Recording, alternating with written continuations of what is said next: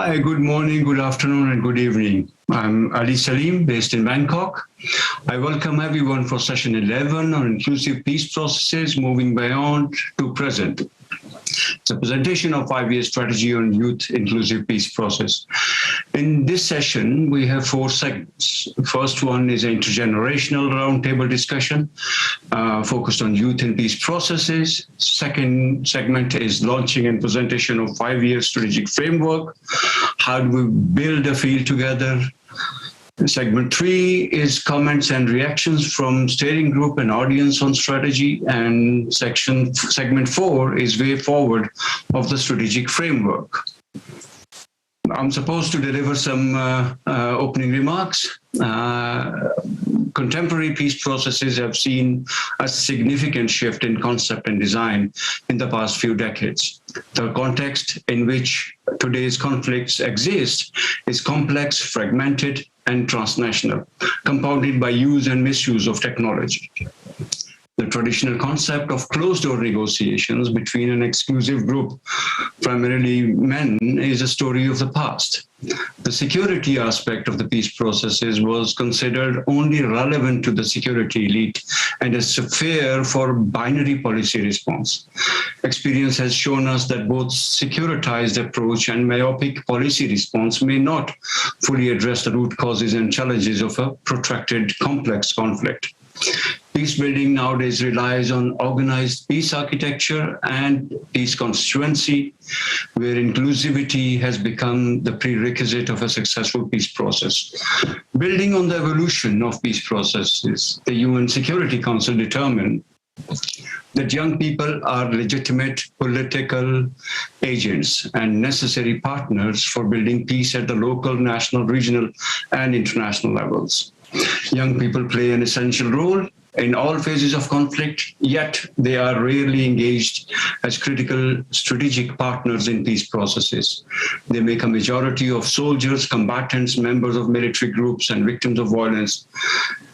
And the communities, therefore, efforts to include must be meant for authentic representatives of young people. Their role in ensuring support for negotiations, demonstration of a peace constituency, and leadership in anchoring a peace process due to their natural ability to transgress divides and trigger societal trust, support for a conducive environment for social cohesion, and leadership in reconciliation across dividing lines. With these introductory remarks, we begin our first segment. We have an exciting group of practitioners and leaders to share their wisdom and experiences with all of us. My first panelist is a young woman who lives the realities of a violent conflict. She suffered loss of many friends and loved ones, yet committed to pursue a peaceful resolution of conflict in her country. I invite Ola Al-Sakaf. She's joining us via phone from Yemen. She's a humanitarian, researcher, and a youth leader from Yemen. My second panelist is a bright, fearless, often described as a young leader of today in his home country. He spent his childhood in refugee camps in Uganda. He's a trained lawyer and a former executive director of OSGEY Africa Foundation, a youth-led national organization, and currently leading a youth-focused civic movement, Gumna Shabab, meaning stand up, in South Sudan. He's also a youth representative in National Constitutional Amendment Committee of South Sudan. I welcome Wani Michael from South Sudan. Hi, Wani. My third panelist is Moin Shireen, the Deputy Head of Mission at the Office of UN Special Envoy for Yemen. The Special Envoy's office works to support the resumption of a peaceful, inclusive, orderly, and Yemeni-led political transition process that meets the legitimate demands and aspirations of Yemeni people. My last panelist works with Mediation and Dialogue Division of AU Commissions, which spearheads the design of preventative diplomacy, dialogue and mediation strategies, and operational plans for implementation of mandates of AU Special Envoys, High Representatives, and Panel of WISE and its subsidiary mechanisms, PanWISE and FemWISE, Africa. I welcome Ms. Mafreke Ubong Ukana. My first question is to Ola. Are you online, Ola?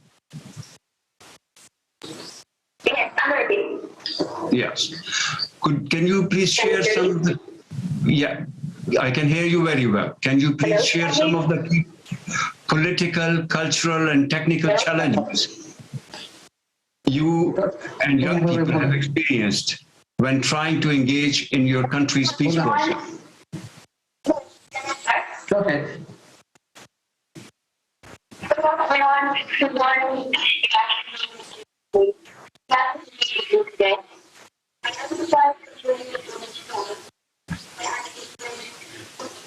I think we have... I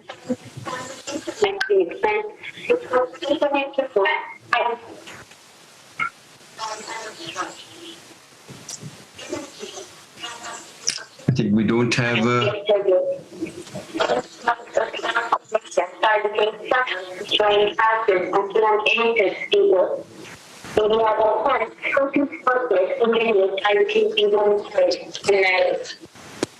Complex process dilemmas. Except for the standpoint, conflict with women and men from these processes. People talking about the challenges that most people face in conflict status. It's how the challenging life is like. For a person like you, living in a city and a disease, I must travel for more than 2 hours in which other parts of the city is like 10 minutes. And we have to travel from one office to other to reach the nearest airport. That was some of the chance and potential is so difficult. And two more steps shelter and return. You any moment you might change your life by an Irish guy or bomb or media man. I think we don't have clear audio. Perhaps we should try and get her written comments.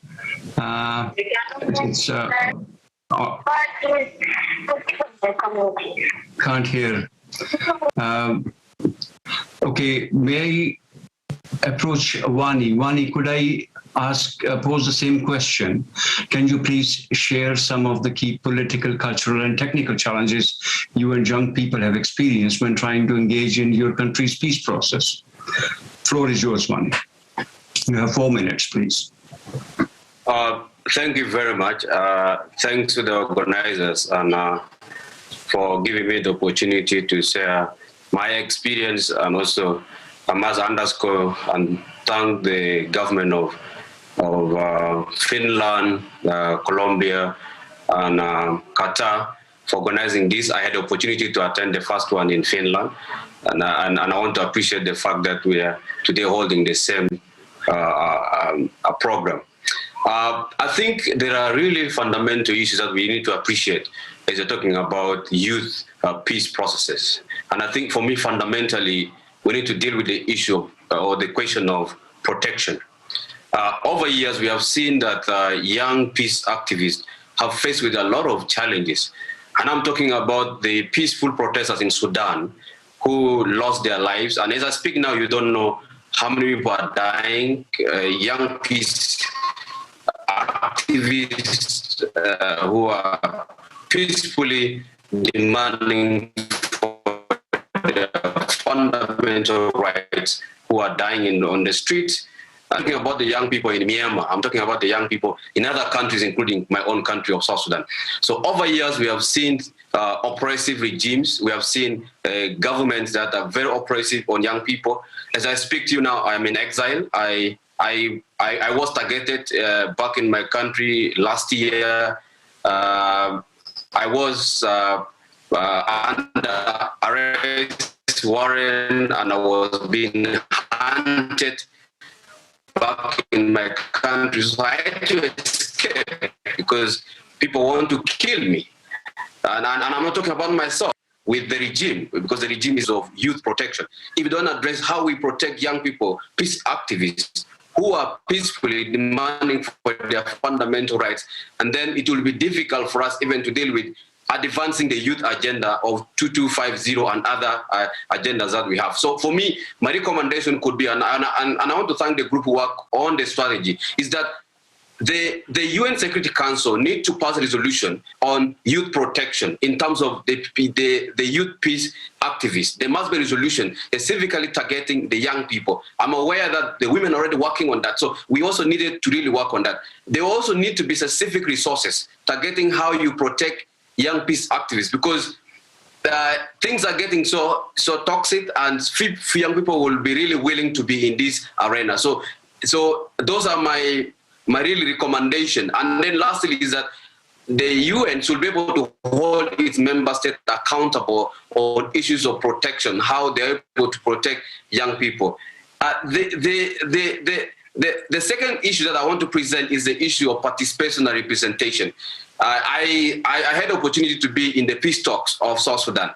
And one of the things that we always struggle with is how do we engage young people in peace processes within the peace within the peace talks, even during the implementation of the agreement, and even after the implementation of the agreement. One thing that we are struggling with as South Sudan is how do we take off from peace agreements, pieces of peace agreement. We had a number of agreements being signed, and we had one of our leaders who said, too many agreements dishonored. So engaging young people in peace processes is very fundamental. But then the question then arises, how do you engage them during the process and even during the implementation of the process? And how do you even engage them so that the country is able to take off? Because so many countries like South Sudan, where it is living in transition, every time is a transition. There has to be a time where it really needs to take off. So how do we then talk about implementation of resolution 2250, another resolution? I'm aware there's one resolution that demand for increasing youth participation in peace processes. So we need to be able to hold regional bodies like IGAD, like ECOWAS, when they're engaging in peace processes, they need to be able to really involve young people. One of the things that we faced very hard in South Sudan was that the mediators who are mediating the peace process, they don't appreciate the fact that young people should be on the table. As much as I appreciate the advocate for women, but there's little voices coming in to say, you're having a peace talks, please engage the young people. So we want to see this in a very robust approach, that if there is any peace process that is ongoing, the minimum parameter to that peace process that involve young people, it's not necessarily doing them a favor, but this is something that really they were able to really appreciate it. Lastly is the issues of resources. If we want young people to be engaged so much in peace process, we have to be able to ensure that resources are provided at both national level, I mean in countries level, even in regional level, in continental level, and even in the global level. There must be a specific basket. I'm aware the UN has a basket on peace process or peace building initiative, but there must be a specific basket, and this basket should be placed under the UN Youth Envoy office, where it's specifically targeting how do we engage young people, because we come in this kind of forum every year or after 2 years, but there must be that initiative to ensure that we engage young people every day and ensure that they engage in peace process. So I'll really conclude that if we want to ensure that young people are engaged in peace process, the fundamental question of protection is very, very important, because as I speak to you now,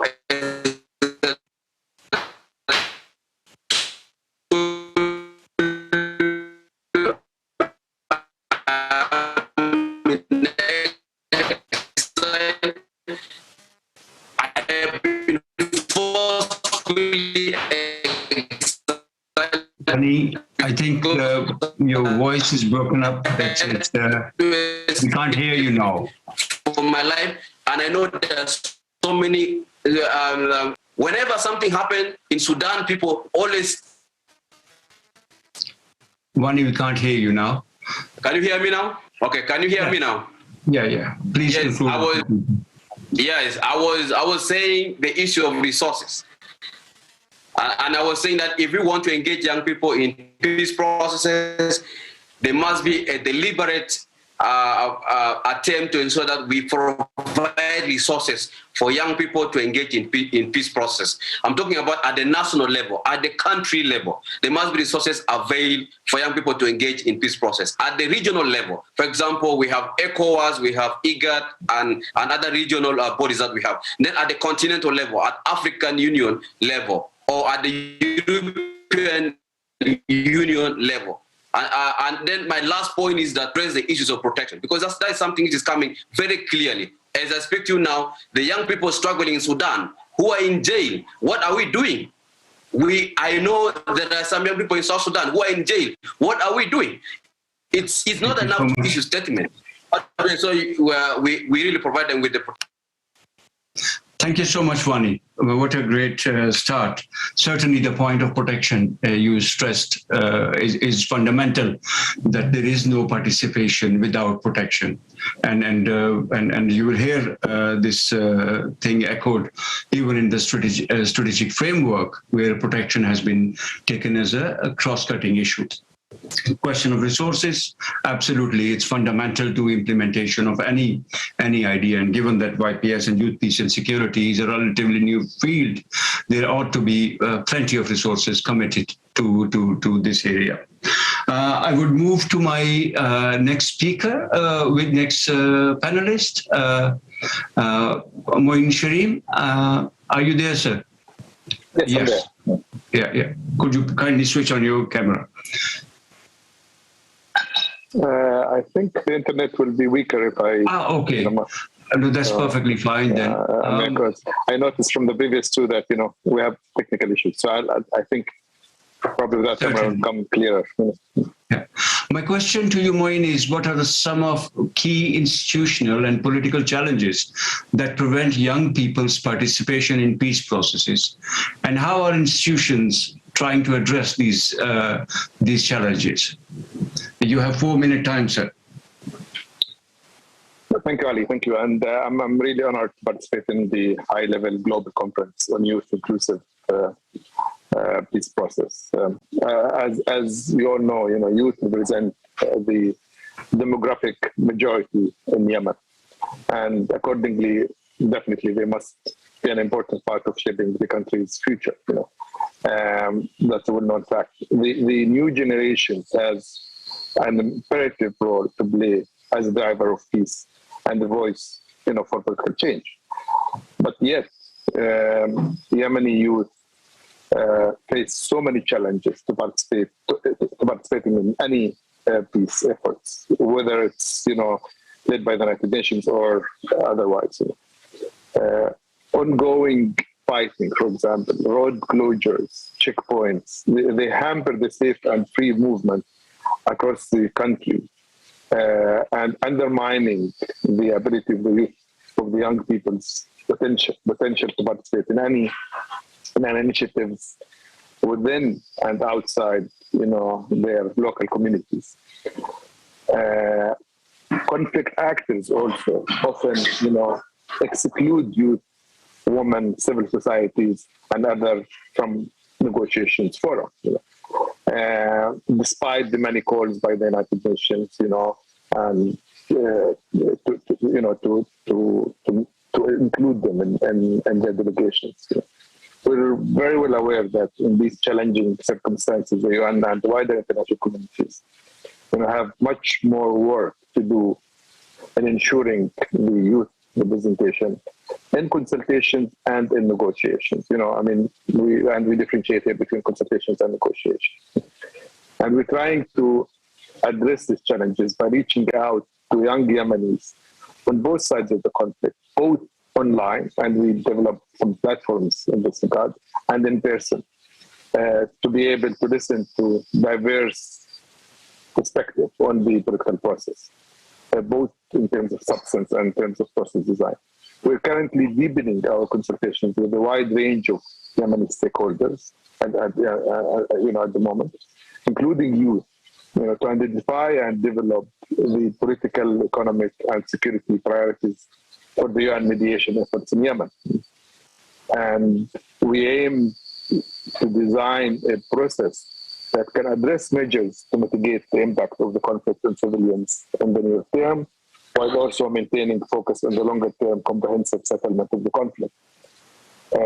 Meaningful inclusion of youth, as well as other parts of the Yemeni societies, in this process will be crucial. And again, on the substantive issues on the agenda of the political process and all these three tracks of negotiations.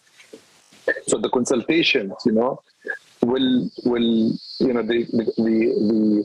consultation that we're planning to start soon with number of stakeholders, political parties, civil society representatives, armed groups, business communities.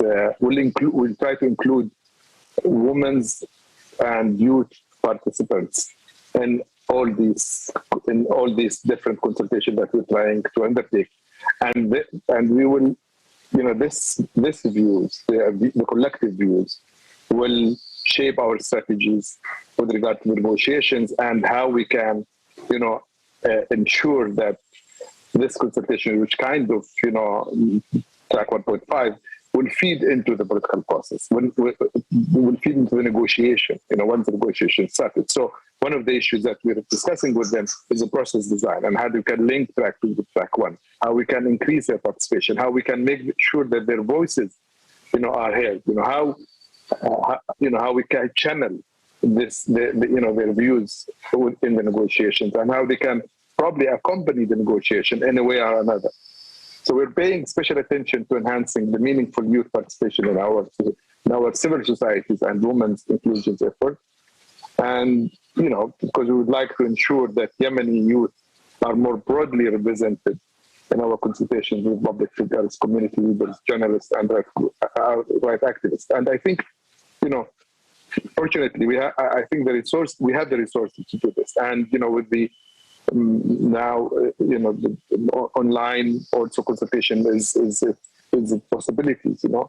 We don't have this problem in terms of consultation. The real challenge, comes when we launch a formal political process negotiations. Is how can we accompany all these diverse and rich views and substantive and process design issues into our negotiations, and we're mindful of this need, and we are working hard in this regard. Thank you very much.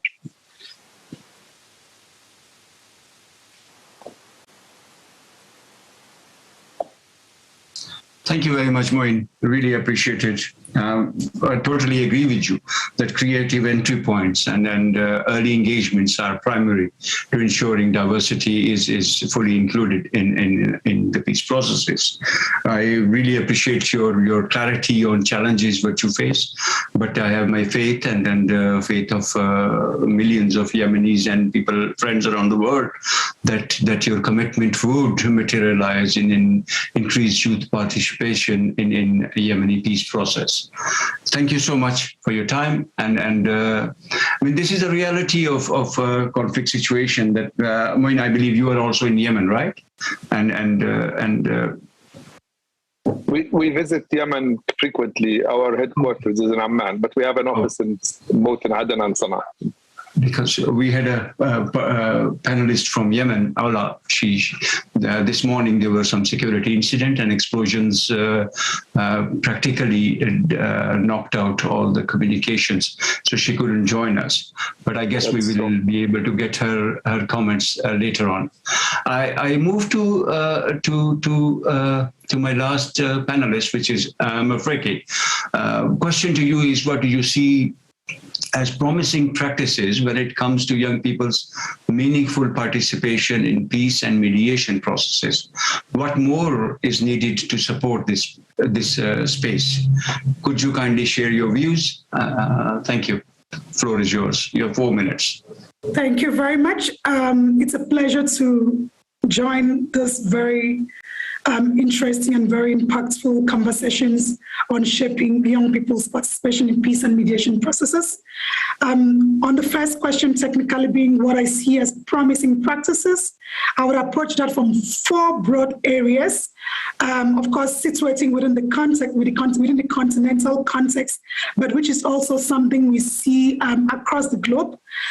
First, within the continent is the fact that the heads of states and governments of the African Union's institutionalization of a dedicated program to advance youth peace and security, engagement is formidable, and that has actually opened up a lot of spaces for young people on the continent. But most importantly is the fact that the Union, whether at the level of the AU Commission in Ethiopia or at the regional economic communities level, or even within some political stakeholders, that are increasingly involving and ensuring that young people are part and parcel of peace processes on the continent. At the Union, for instance, from where I sit, I could share practical examples about having, in developing our roster for participation of people in peace, preventive diplomacy, mediation processes, we are increasingly making it a point of duty to ensure that we get the young person with requisites, skills, expertise to be part of that mission, not just as someone accompanying the mission, but someone who is bringing on board technical expertise to that kind of a process. Secondly, there's an increased awareness, sensitization, but also fostering that kind of intergenerational dialogue between policymakers, between political stakeholders, and also the young people on the imperatives of ensuring that young people should be in the room, as I mentioned earlier, not because you want to fill slots or just have a tokenistic approach to ensuring that young people are there, but because of the added value that they bring to the table, because of their strategic perspectives, because of their strategic influences on their peers towards transforming complex situations on the continent. Thirdly, it's also around what we're trying to do at the African Union, but also the regional economic communities like ECOWAS, IGAD, SADC are increasingly trying to do is we identifying youth-led initiatives that we feel are very strategic and could, of course, not to say that other youth initiatives are not strategic, but there are some initiatives that you feel, if implemented, could actually have ripple effects, could trickle down in a strategic manner. So we are increasingly identifying those youth-led initiatives and providing requisite support. When he spoke about, emphasizing the need to provide resources to young people. So the AU is actually allocating and dedicating resources to youth interventions on issues around peace mediation efforts. Especially in the last 2 years, we've actually supported a lot of young peace builders financially, but also providing technical support and logistical support. So this is like a very promising practice. Last but not the least, in terms of a promising practice, is that before now, the stereotypes were often that young people were violent. But from increased documentation, publication of knowledge products, dissemination, popularization of this knowledge products, the spaces are actually beginning to open up because stakeholders are seeing the different contributions. They're reading about the influences young peace builders have. They're reading about the resilience of young peace builders despite the many challenges that they face on the continent. So telling those stories actually showcases and then begins to amplify youth roles in peace and mediation process, which is opening up the space much more for them to be meaningfully engaged. Moving on to your question about what more is needed to support this, I think we cannot say enough about sustained advocacy and engagement with decision makers continuously, because capacity building is a two-way thing. You're building the capacity of young people, but you're also sensitizing. You're also creating awareness to decision makers, to political stakeholders within the relevant institutions, whether it's the AU, whether it's the UN, whether it's the regional mechanisms, even national stakeholders, on why young people should be part and parcel of peace processes, of peace and mediation processes to ensure sustainability, regional ownership, local ownerships of these processes. And the second will be sustaining mentorship and capacity building for young people. Sitting where I sit within the mediation and dialogue, as I mentioned, you don't just want to engage a young person because it's a young person, but you want to engage a young person because he or she has the requisite capacity, the skills, the expertise required to provide strategic support in peace processes, in conflict prevention efforts. So there is that need to sustainably build and rebuild the capacities of young people in peace and mediation processes. I would end there. Thank you very much. Back to you. Thank you so much, Mafike. What a beautiful lesson and wisdom you shared with us. Certainly, intergenerational dialogue, constant dialogues, and knowledge sharing, technical support. Young people is one of the best example emerging out of your experience. I would like to thank everyone for their views, and it's very unfortunate that Ola couldn't join us, but that's the reality of being in a conflict zone, that often circumstances prevent even your participation. So with that, we move to the second segment, which is launching and presentation of 5-year strategy. How do we build a field together? It's my pleasure to invite Irina Grizel. She's a leading researcher, practitioner, and a specialist in the field of youth-inclusive peace and mediation processes. She's co-author of the first global policy paper on the subject, launched in Helsinki in 2019, and a dozen more formative reports on youth conflict transformation and mediation. Originally from Bosnia-Herzegovina and based in Myanmar for 5 years, from 2015, Irina has interviewed hundreds of young people and practitioners on inclusive peace building and is a lead editor of the 5-year strategy. Irina, welcome. Floor is yours, please. Thank you very much, Ali. I am delighted and honored to be presenting the strategy. I want to start by highlighting the truly consultative process that led to the production of this 5-year strategy, where over 90 experts were engaged. The coordination was jointly led by a core team from UNDPPA, Search for Common Ground, and the UN Youth Envoy Office. There was continuous guidance from a steering group with representatives from over 30 mediation support units, youth organizations, civil society, and UN partners. I extend a huge thank you and appreciation to everyone involved who provided their time, insights, and practical recommendations that shaped the strategy. The aim of this strategy is to provide a guiding vision for where we could be in 5 years and a roadmap for how to get there. That vision is that all peace processes are shaped by and supportive of young people's meaningful participation, contributing to more inclusive and peaceful societies.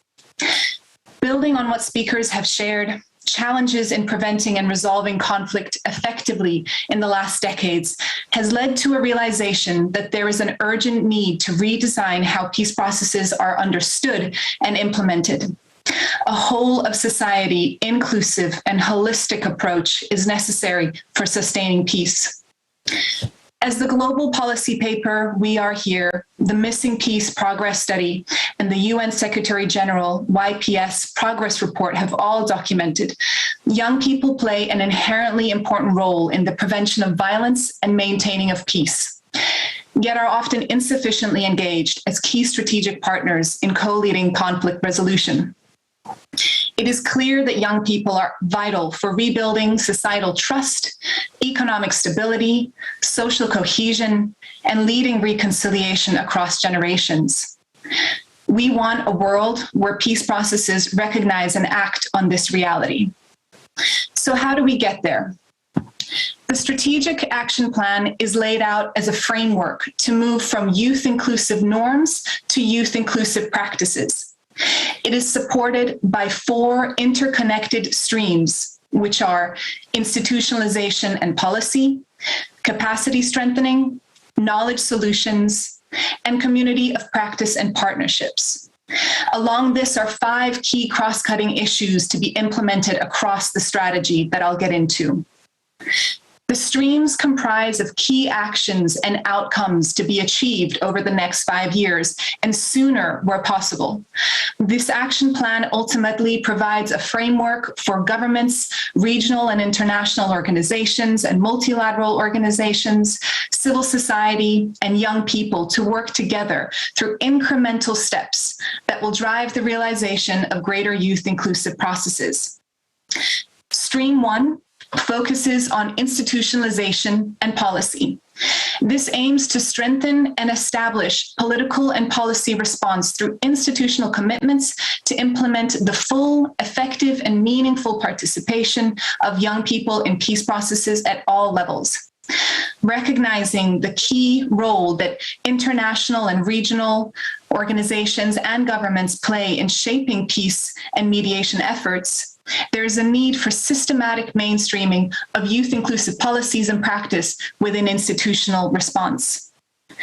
This should be done through reviewing existing and/or developing new guidance on mediation and peace with the integration of a youth-sensitive lens, establishing and resourcing youth focal points, and earmarking funds and resources committed to this agenda. Stream 2, capacity strengthening initiatives, aim to improve the knowledge, attitudes, and skills for the range of actors involved in peace and mediation efforts in order to strengthen understanding and practice of youth inclusivity. This means, as has been said, that capacity strengthening efforts must not only target young people, but also international and regional and multilateral organizations, institutional and political leadership, policymakers, civil servants, and so on. Key actions here include mapping existing youth-led initiatives and organizations, developing tailored, practical, context-specific resources for capacity strengthening, and supporting mentorship networks. Stream 3, knowledge solutions, addresses the gaps in research and information on youth participation in peace processes. This aims to provide an evidence base for all other streams by documenting and disseminating best practices, lessons learned, and the impacts of youth-inclusive peace and mediation efforts in order to shape norms, policies, and practice. Collaborative partnerships between young people, academia, policymakers, and practitioners with a youth-led approach should drive this stream forward, generating diversified research, data, and evidence on youth-inclusive processes. Stream 4, community of practice, builds on the spirit and principle on which the YPS agenda is founded. Collaboration and partnerships for greater collective impact. We must mobilize a sustained global community of practice that is well-resourced and committed to lead the implementation, review, and monitoring and coordination of the strategy in the next 5 years and beyond. Moving on to the cross-cutting issues. These are key factors that should be mainstreamed throughout the implementation of the strategy to enable the meaningful participation and do no harm to young people. Protection and security is one of the biggest concerns and a primary challenge for young people's participation in peace and security matters. States, institutions, and governments must respond to this and support the safe engagement and leadership of young people, both in civic spaces and in negotiation rooms. Gender and intersectional identities emphasizes that young people are not a homogeneous category. They are a diverse representation of society defined by their communal experiences. In aiming for youth-inclusive practices, we must acknowledge the vulnerabilities and intersecting forms of discrimination, particular to young people. We must especially pay attention to young women in order to not replicate patriarchal power structures. On resources and funding, there must be concerted efforts by governments, donors, and international and regional organizations to commit sustained financial and human resources to implement this agenda for the long term. Communication and norm shaping stresses the importance of shaping a new set of social norms for the acceptance of young people as critical in the prevention of violence, political decision-making, and building foundations for peaceful societies. This should be taken forward in the implementation of all the streams. And finally, digital technology and innovation notes that peace processes and conflicts are increasingly digitalized.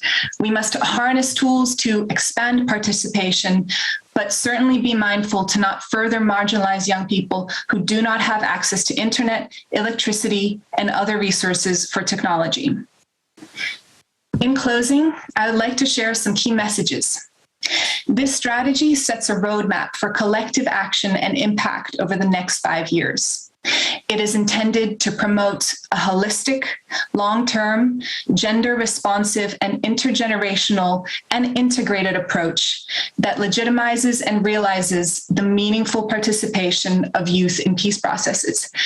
However, it will only be effective with sustained resources and financing and the political commitment to realize the strategic vision and actions.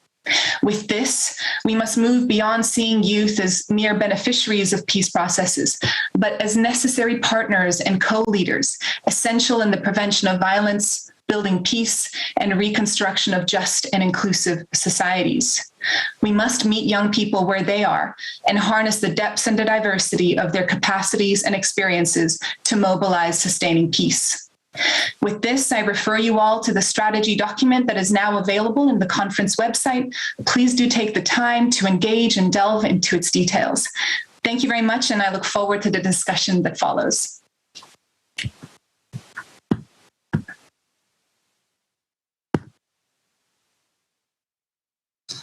Thank you very much, Irina. Really appreciate it. Yes, we must meet the young people where they are. That's fundamental message. And important aspect is that the participation must be meaningful. Thank you so much. With that, we move to segment 3, where I would like now to open the virtual chat for the audience to share their reactions, comments, and thoughts on the strategy.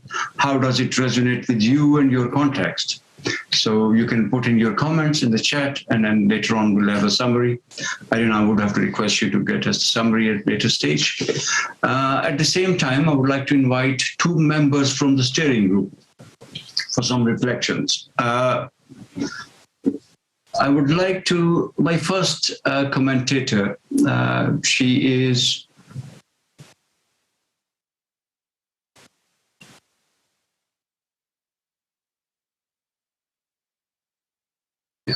she's inspired by the power of a negotiated settlement and community-focused work. In a very young age, her father was kidnapped by an armed group. Her dad, a known community leader and engaged in civic work, always worked, is eager to support his community, was a very good negotiator, and he returned after negotiating his own release. She's grateful for his return, and she passes on her gratitudes to the universe by strengthening negotiation and mediation skills at the community level to reduce violence and help communities to resolve conflicts at local and regional level. Laura Henao from Colombia. She's affiliated with SINAP in Colombia. Laura, the floor is yours, please. Thank you so much, Ali, Irena, and all the organizers for this opportunity. And I want to thank all of my colleagues and friends who have been working hardly on the 5-year strategy. I think this has been a collaborative and participative process. And for me, there are 2 things I would like to highlight regarding this strategy, because I think this is the opportunity to actually fill the gap we have in the implementation of all the 3 resolutions we have, to include young people, and especially in countries at the global south, for example, we are really behind in the implementation of these resolutions. So I think this is the opportunity to fill that gap. And there are 2 things to highlight. The first one that is really important for me and in my country is the first cross-cutting issue, which is security and protection. And the second one is the recognition of young young people as political actors. So I think that we have been doing many things, not only in Colombia, but in many countries and in Latin America. There's a diverse group of young people who are activists, who are peace builders, some of them who have participated in war or in conflict, but some of them who are doing peace building strategies. And I think that we are trying to change the status quo and to change what society think. Or, for example, we have a lot of young feminists who are trying to change patriarchy, or many young ecologists and ambientalists who are trying to protect the earth. So I think that this is an opportunity to recognize that they are already doing political actions and that they are doing many things, especially at the local level. And I would like to have the opportunity to honor the first young social leader who was killed a couple of days. He's the first one in Colombia in January. He is Reiner David. He was only 14 years old, and he's from an ethnic and indigenous community. So I think that it is really important for us, I think that we not necessarily need the formalization of these spaces because we are already participating, but we need protection and we need recognition that there are many young people at the local level who are protecting the environment, who are protecting the territory, and they need to be recognized and protected. So those are the two things that I would like to highlight from the 5-year strategy: the call for protection and security, and the recognition of young people, especially at the local level, as important political actors who are changing the world. Thank you so much, Laura. Really appreciated protection and recognition. I guess the strategic framework has taken the protection as one of the fundamental issues, and from what I read is the onus of responsibility remains with the highest level of leadership at national, regional, and international levels. My second commentator is the first dedicated YPS advisor in a UN mission and a member of the steering group for the 5-year strategy. He works with the UN mission leadership, government actors, and young people to advance inclusive and people-powered political mediation and reconciliation processes across Somalia. Julius Kremer, Youth, Peace and Security Advisor for UN Assistance Mission in Somalia. Julius, my question to you is, you've been part of the strategy development process. What are the 3 key factors that stood out to you as the strategy was being developed? Yeah, thanks so much. And, the first thing I think is important to clarify is perhaps that this strategy is not only about adding youth to current ways of making peace. Anyone, in fact, reading the strategy will quickly realize that youth inclusion is not about adding a consultation or a single youth representative, but we're in the business of reimagining peace processes, transforming our ways of working and building on young people's existing leadership. And that's ambitious, but obviously we have to start somewhere, and I think this strategy is a great start, guided by this more long-term vision. For an institution such as the UN in Somalia, this means that we want to continue making youth participation everyone's responsibility, supported by leadership, by experts, by strategic intent, by monitoring, and supported through new partnerships. For the individual practitioner, this means asking new critical questions, absorbing new knowledge, and maybe learning a new skill. For politicians and elders, I think this means being accountable and partnering with young women and men to rebuild the decision-making table.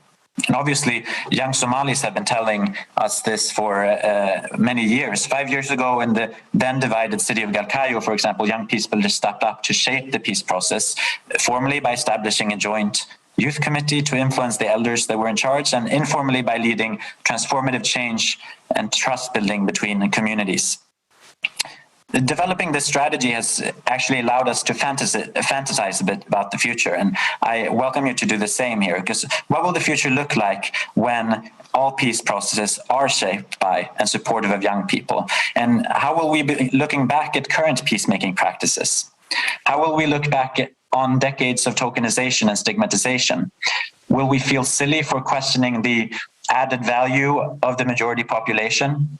Will we feel puzzled over how incomplete our understanding of peace and conflict was back in the day when we never tried to understand young people? Maybe we'll feel puzzled over how public processes so exclusive could be called peace processes at all. And at the end of the day, I think that we'll be able to look back on this time with a sense of accomplishment.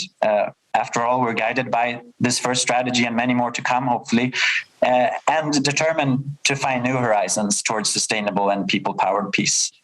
Thank you so much, Julius. Really appreciate it. Very well said. Could I request Irina to kindly just do a review of a reaction, capture something from the chats, please? And you have only 45 seconds, please. Thank you.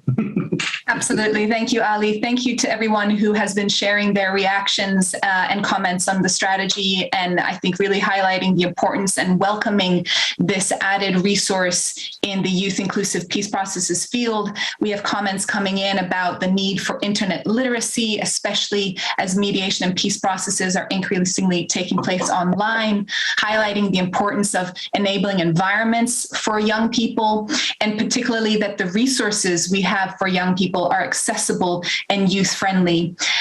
With time in mind, Ali, I turn back to you. Thank you all, and do keep your comments coming through. Thank you so much. With that, we move to our final segment, which is on Way Forward. We have a few eminent speakers. I would move to my first speaker. She has over 30 years of first-hand experience in mediation and peacemaking. She has an amazing ability to manage the most complex situation with calm and dignity. She's certainly a thought leader in complex peacemaking, a scholar in mediation and diplomacy, and a very fine international civil servant, Ms. Teresa Whitfield. She's Director of Policy and Mediation Division at UN Department of Political and Peacebuilding Affairs. Teresa, you have 4 minutes, please.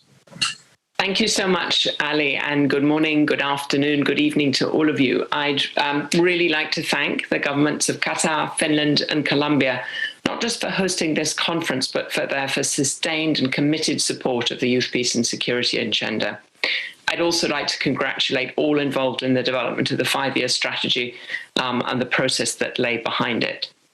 These consultations, I've followed them closely from where we sit in the Department of Political and Peacebuilding Affairs, brought together peace practitioners of different ages, expertise and organizations, and they both pushed and allowed us to think about new intergenerational conflict resolution mechanisms to enable youth-inclusive peace processes. I think that pushing has been really important. Young people, of course, are often the largest demographic in countries with ongoing peace processes and the first to be directly affected by violence. They're also the first to demand change. Much of the progress made in gender equality, climate justice, and peace building is due to the strength and commitment of youth-led movements. Young people, we must recognize, already shape peace processes in many ways. For example, through online and social media activism, street protests, but also as a bridge to formal negotiation processes via youth-specific committees or through participation in ceasefire monitoring and civilian protection. I'm pleased to report that while we still have a very long way to go, initiatives and requests on how to better include youth in peace processes that come to the UN are on the rise. And I hope we see more examples, as we've seen in Colombia, of dedicated youth, peace and security experts in missions. Innovative ways of conducting, Somalia. Innovative ways of conducting online dialogues and consultations with youth have been designed in a number of different contexts, and we've seen this work accelerate in the past 2 years of the pandemic. Examples include large-scale digital dialogues to support the work of UN missions working on peace processes in Yemen and Libya, as well as consultation, dialogue and reconciliation processes in Bolivia and Tunisia, and youth-designed virtual dialogues using futures thinking in Northeast Asia. Yet we all recognise that engaging youth as strategic partners remains a challenge, particularly for track one peace processes. To do so, peace practitioners and mediation support units need to adjust their practice in order to address conflict resolution more comprehensively and recognise the essential contribution that young people can make to reimagining and building a better future. The Action Plan for Youth Inclusive Peace Processes is an important contribution to our efforts. It offers a concrete menu of options to help guide us on how to better equip our institutions to meet the needs of young people and integrate their voices and aspirations to achieve sustainable peace. I particularly welcome that it emphasised the need to think creatively rather than laying out a fixed formula of mechanisms and structures. As we welcome the action plan, however, we must recognise it as a starting point with a long-term vision. Institutional and collective efforts will be required to ensure that the concrete actions it looks toward actually take shape. The allocation of financial and human resources and long-term political support will be essential if we are to bring its ideas and proposals into life and make concrete progress in our efforts to amplify the voices and presence of young women and men in all phases of peace processes and to ensure their protection. There's a lot of work ahead, and we look forward to engaging with many of you. Thank you very much. Thank you very much, Carissa. What a wonderful, that it certainly is a starting point, and hope that young people are there to support and take us forward. Our second eminent speaker was supposed to be joining us, but due to some urgent professional engagements, he has not been able to be online. So Dr. Aliou Garan, I guess we will try and get his written comments for the proceedings later. My next third eminent speaker is a committed public servant with decades of experience in complex multi-party negotiations and diplomacy in bilateral and multilateral settings. He's a far-sighted visionary and practitioner of diplomacy. I request Mr. Paweł Herzenski, Managing Director, European External Action Service, Integrated Approach for Security and Peace, to share his comments with us. Paweł, the floor is yours. You have 4 minutes, sir. Thank you very much, Ali, and thank you for your kind words of introduction. First and foremost, very warm and very big thank you to the organizers of this very important event and to all the participants. European Union fully recognizes the importance of youth participation and youth involvement in the prevention and resolution of conflicts, but also as a key aspect of the sustainability, inclusiveness, and success of peacekeeping and peacebuilding efforts. Young people are drivers of change and have energy that should be channeled to make them drivers of a culture of peace. Also, because today they represent the largest young generation in history, and they often constitute the majority, sometimes vast majority, in countries with ongoing peace processes. Tapping into this potential and supporting young women and men is key for creating long-term peace and enabling sustainable development.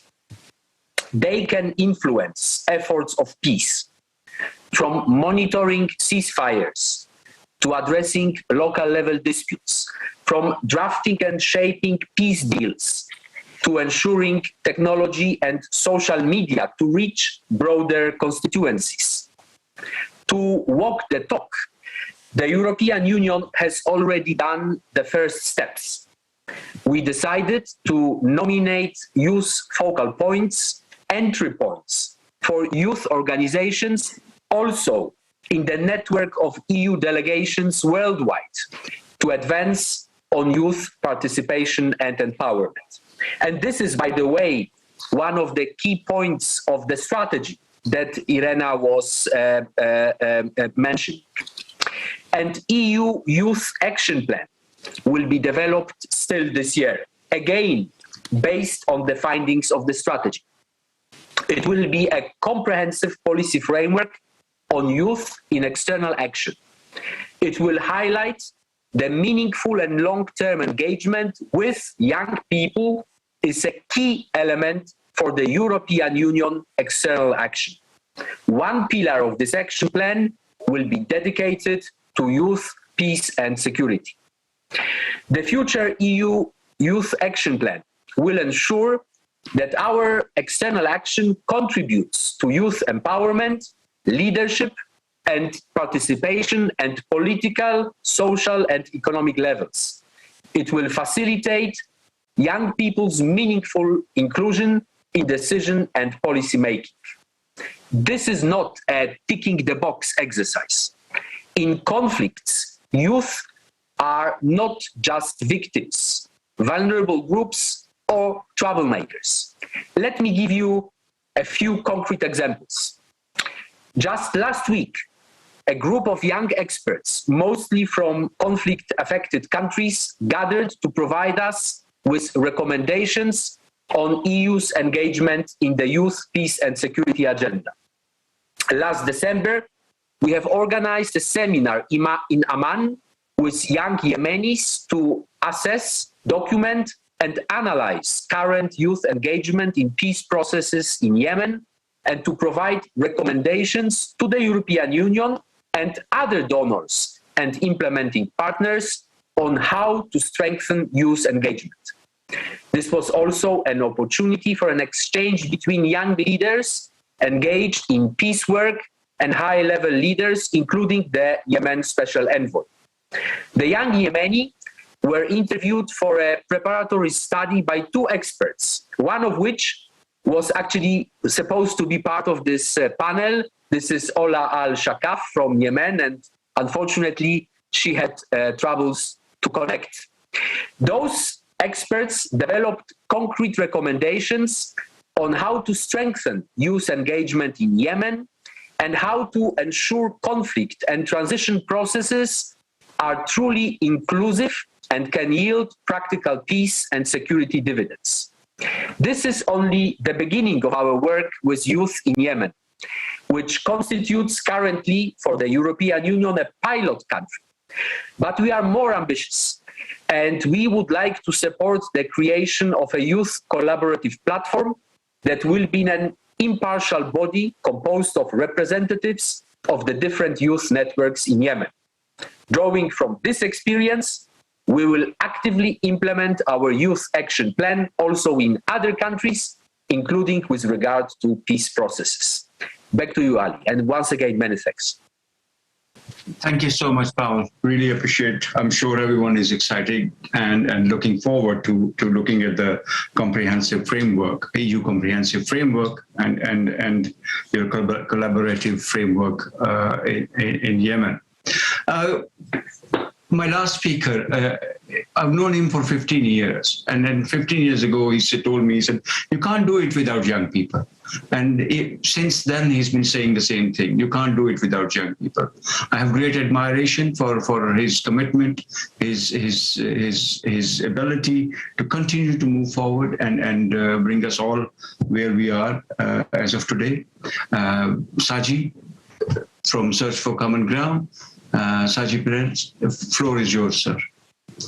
Thank you so much, Ali, and greetings to all of you from Doha, Qatar. Since I'm the last speaker, I have the privilege of saying I agree with all the other speakers. They have beautifully summarized what this agenda needs and how we need to act. So with that, I'm going to share with you three thoughts. One is this agenda needs life. That means in the next 3 to 4 years, we are committed to actually setting up that international steering group and a community of practice that Irena talked about in the 5-year strategy. Without that, this effort is not going to move forward.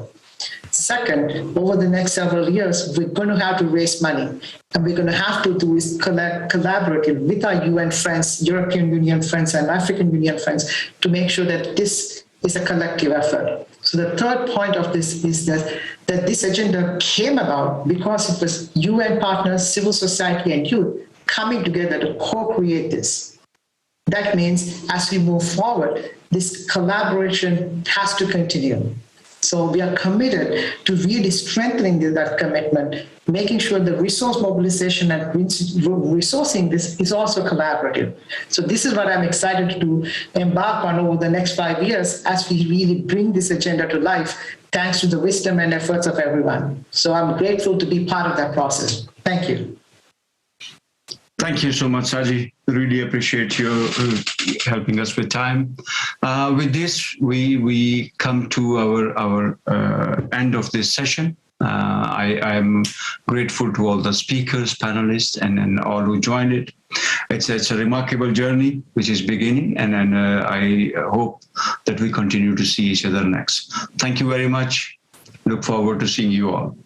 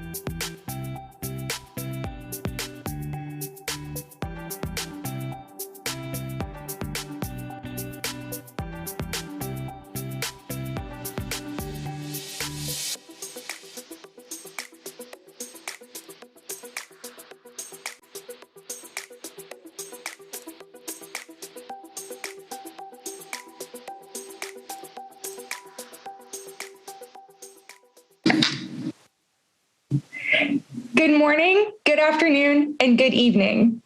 Your Excellencies, ladies and gentlemen, welcome to today's session, From Talk to Action, Commitments from Leaders for Peace, where we will hear from our distinguished speakers outlining their commitments for peace. My name is Mina Ayazi, a master ceremony for this conference, and I will be moderating this session alongside Mr. Saji Prelis, who will now introduce himself and the aims of this session. Saji? Thank you so much, Mina. I am Saji Prelis. I wear two hats, one with Search for Common Ground, like direct touch on youth programs. The other hat is I co-chair the Global Coalition on Youth, Peace and Security. After 2 days of our discussions, this session is designed to move beyond our beautiful words and ask how we translate these beautiful and powerful words into action, so that those words and actions have positive impacts in the lives of your young leaders around the world. So this session is all about inviting key institutions and leaders to share how they are committing to grow and act deeply within this YPS space. So I'm going to start with all of you who are joining us online. Thank you for joining.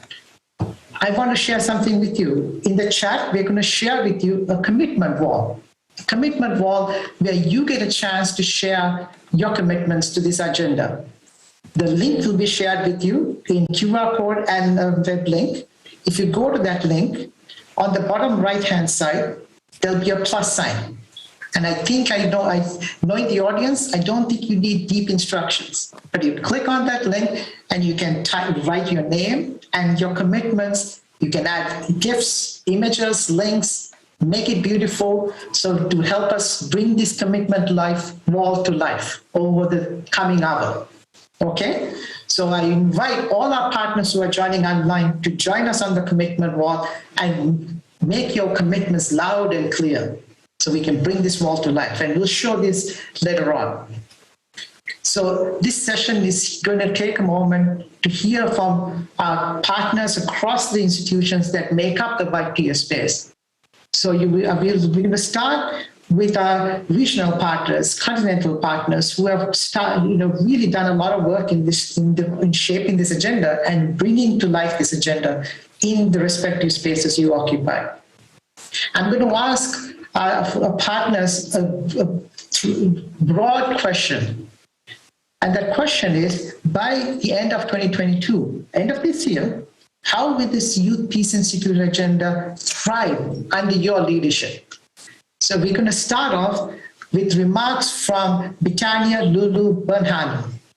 So she's a special advisor on youth to the European Commissioner for International Partnerships at the European Commission. So Britannia, as a representative of the Commissioner, stepping into this new exciting role as a special advisor on youth, how will you shape and contribute to this youth, peace and security agenda under Commissioner Upilanan's leadership? The floor is all yours, and we welcome you to this conversation. Thank you very much. Good morning, good afternoon, good evening, depending on where you are. I'm joining in from Addis Ababa, Ethiopia, where it is about 5 p.m. So good evening, my people that are in Africa. I'm very excited to be part of this event and the presence of all these great influential personalities that believe that youth should be at the center of peace processes.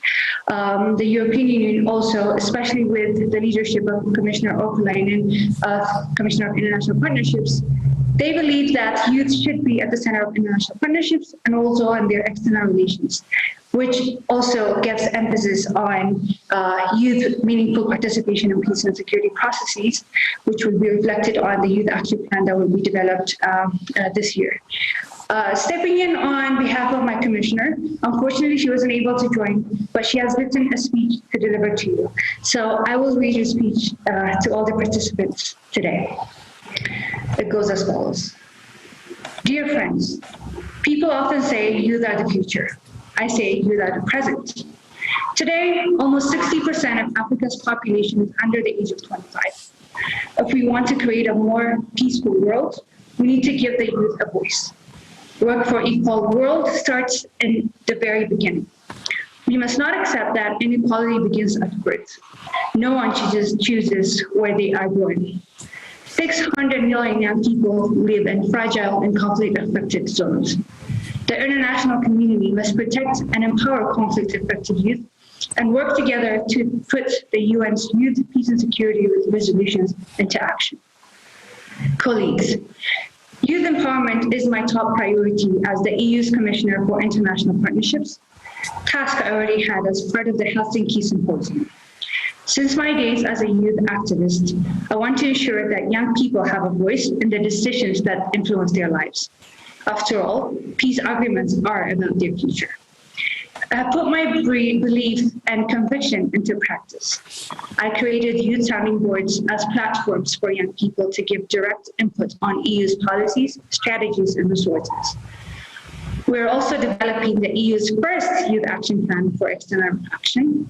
Scheduled for adoption in September, this plan will open spaces for youth to shape the EU's foreign policy, including efforts to improve peace and security. The plan will respond to calls by the UN, by young people themselves, to strengthen meaningful youth participation in peace processes. This feeds into EU's broader peace and security work. Preventing conflict and violence requires a multifaceted approach. Diplomacy, access to education, economic opportunities, and engaging with stakeholders. Friends, the EU has spearheaded efforts in these areas with particular emphasis on youth, but we're not doing it alone. Together with partner countries, we improve vocational training, prevent violent extremism, and prepare young people for leadership in civic life and electoral processes. The future will be what we make of it today, and we will do it together with youth. Thank you. And these are our Commissioner's words. Thank you, Ms. Bernahu, for sharing your inspiring remarks. I would now like to invite Ms. Chido Cleopatra Mpemba, the African Union Chairperson's Special Envoy on Youth, to the floor. Ms. Mpemba, as the second ever AU Special Envoy on Youth and the second young woman in this role, how will the Youth, Peace and Security agenda thrive under your leadership?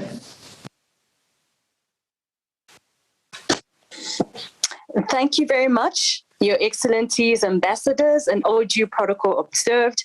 Good morning, or good afternoon, or good evening.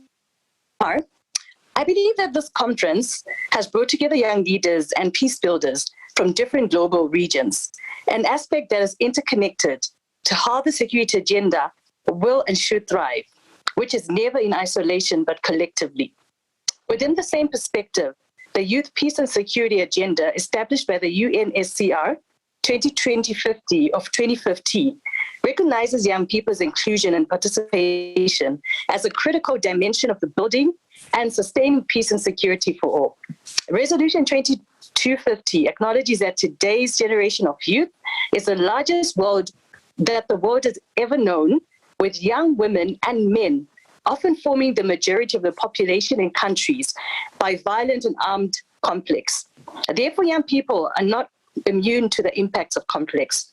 As a Special African Youth Envoy, as a Special African Union Youth Envoy, my priorities for the YPS agenda in my region are to establish programs and support existing continental accelerator programs targeting young people.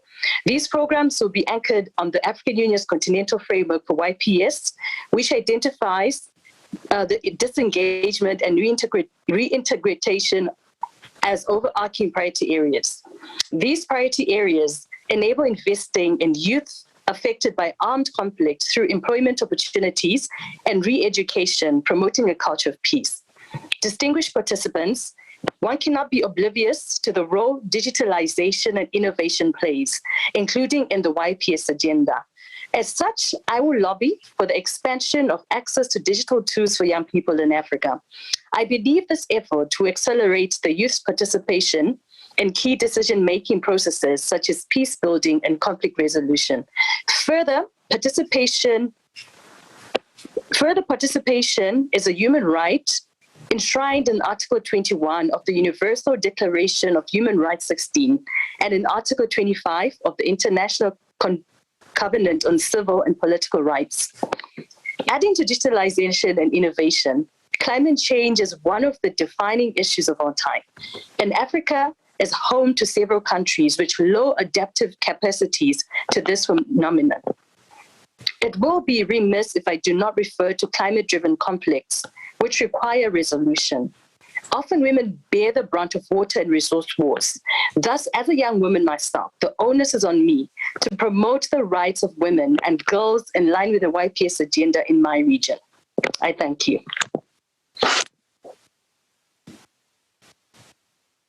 Thank you for outlining how your leadership will commit to youth in the EU and worldwide, Ms. Mpemba.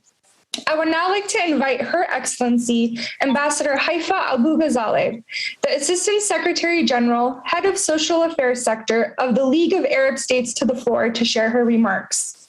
Your Excellency, you represent a highly youthful region, flourishing with youth activism, innovation, and a new era of progress.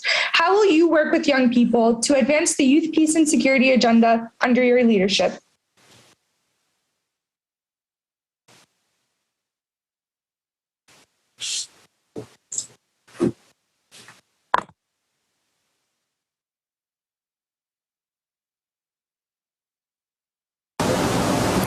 أصحاب المعالي والسعادة، السيدات والسادة، يسعدني أن أشارك باسم جامعة الدول العربية في هذا المؤتمر العالمي الهام للمضي قدما في أجندة الشباب والأمن والسلام، حيث تتميز المنطقة العربية بأنها تضم أكبر عدد من الفئة الشبابية التي شهدتها المنطقة على الإطلاق، حيث يشكل الشباب تحت سن 30 ما يقرب من 30% من السكان. وهذا يعني أننا أمام هبة ديموغرافية نادرة الحدوث ممكن أن تدعم النمو الاقتصادي والاجتماعي وتساهم في بناء السلام. غير أنه في ضوء الظروف الجيوسياسية الراهنة وتأثير الصراعات الممتدة في بعض الدول العربية وبروز ظاهرة التطرف العنيف دوليا، يعاني الشباب من التداعيات السلبية للأوضاع الراهنة ويدفعون Young people in our region suffer from the negative impact of these conflicts. However, and despite the fact that many conflicts affect our region, the vast majority of youngsters in the Arab states belong to one given nation, and they reject violence and aspire to the building of prosperous and stable societies. Ladies and gentlemen, given the current situation in Arab states, the resolution of the UNSCR 2250 is even more important in our region than anywhere else, inasmuch as our region has its own specificities. The Arab region endorsed a number of programs and plans for a greater participation of the youth, to policy development, to awareness and the culture of peace, and also to adopt programs in the regions that were in zones of conflict. And this to empower the youth and allow them to take part in negotiations and mediation. Some member states as well set up national-level coalitions of youth for peace and security, like Jordan, Iraq, and Tunisia. And this also includes the Arab Regional Coalition for Peace and Security with the youth. The League of Arab States, through mechanisms including the Ministerial Council for the Youth and Sports, the Arab League, as I was saying, is working so as to focus on more peace opportunities, because the lasting conflicts are a real challenge on the way to peace. Therefore, we all have to work hand in hand as a group and collectively. The League of Arab States has worked with all the stakeholders, youth organizations, the ministries for sports and the youth, and other stakeholders. We have worked with them so as to organize training sessions in the field of security and peace. We also hatched a strategy for security for the youth. All the youth, the ministers for the youth participated, as well as some young people from the Arab countries. as well as coalitions for the youth in all of our member countries, so as to support this initiative, that is youth, peace and security. Thanks to this strategy, we'll be moving forward and we will roll out the YPS agenda through a number of programs and national strategies. Our Pan-Arab strategy aims at more involvement of the youth in civic life, in political decision-making, and in all the efforts that we can consider moving in the direction of peace, so as to reject and refuse violence in a larger type of coalition. The League of Arab States, together with the United Nations and UN Women, is doing its utmost so as to highlight the participation of young girls and young women for a lasting peace. Ladies and gentlemen, all of these efforts require from us that we should endorse a new narrative for our countries so as to strengthen peacemaking, a lasting peace that would be based on an approach which would support the youth and would help them take part in political decision-making. If we don't recognize the potential of the youth, we will not be able to guarantee their participation in the life of our societies at all levels.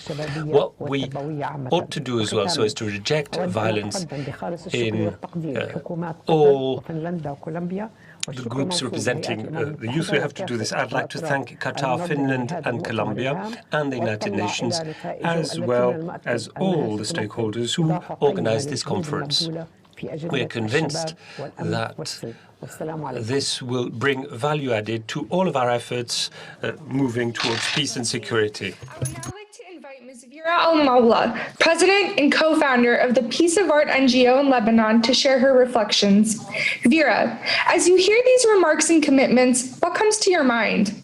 What are some of the reflections you would like to share with our distinguished speakers today?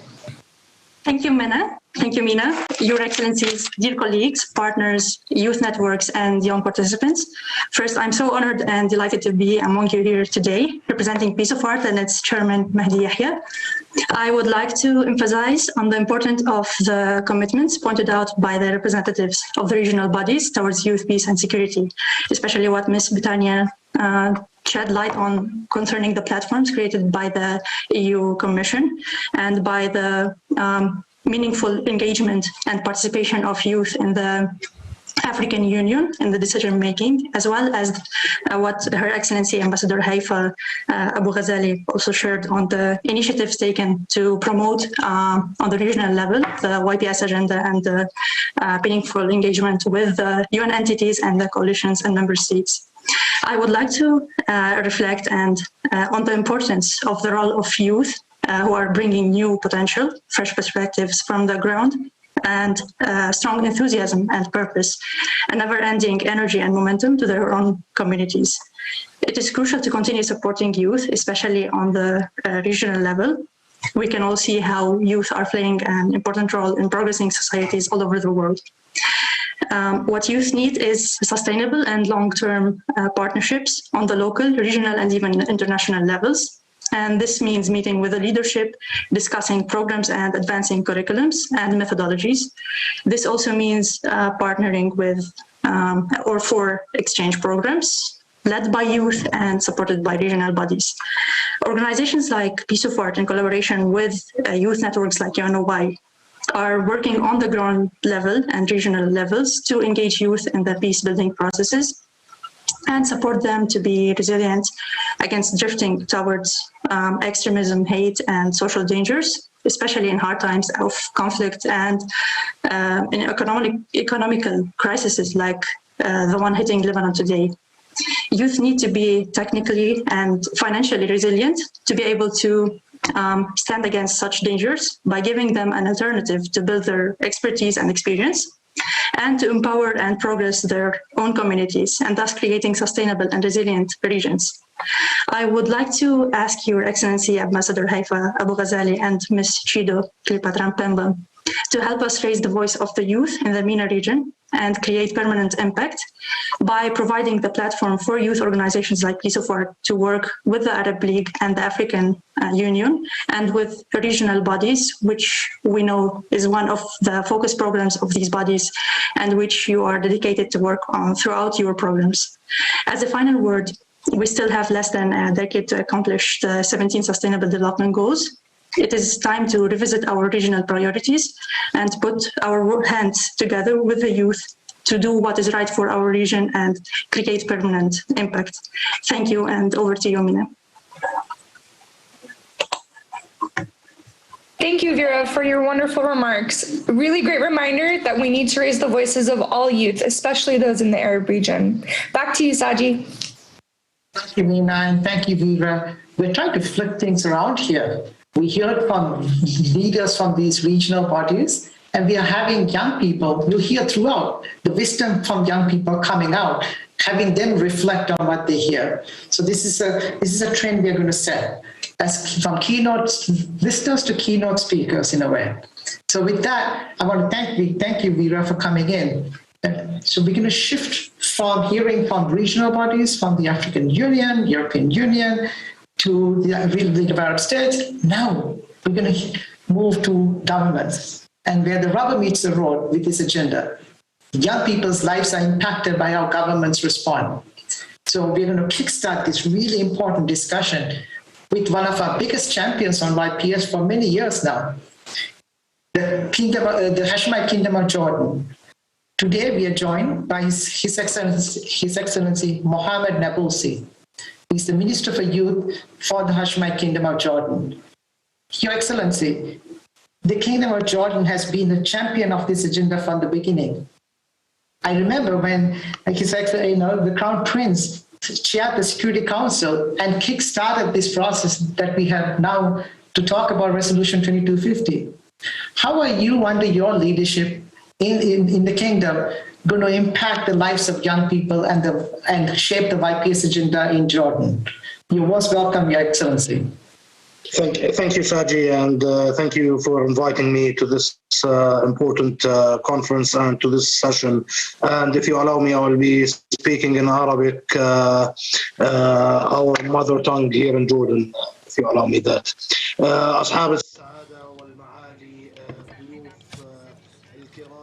Ladies and gentlemen, dear guests, dear speakers, the youth are the main promoters of peace, the main peace champions. It really is an honor for me to represent my country, the Hashemi Kingdom of Jordan, to this very important conference. We've heard the minister. We can hear the minister rather well. So I represent Jordan, a major country in the Middle East, which is in a region which truly is aspiring to peace, that dearly needs peace. However, our country would like to become one of the pillars, or let us say, at the beginning of a base for peace in the region. We would then need to cooperate with other countries and at an international level to promote peace. Resolution 2250 is the resolution of the UNSC that we always refer to.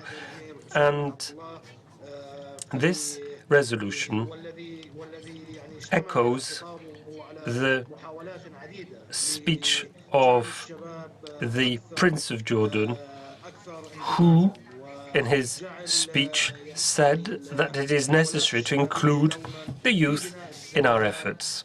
It is also necessary to insist on their contribution for peace building. And I'm referring again to this speech delivered in 2015, before which we had the Youth Global Conference and the conference held in Amman as well, our capital city,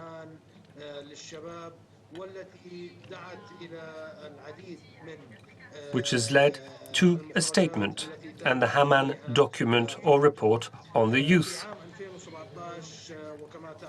that we've referred to several times during the conference, or the ideas of which have been referred to during the conference. As you might know, Jordan has started rolling out Resolution 2250 under the supervision of the Ministry for Youth.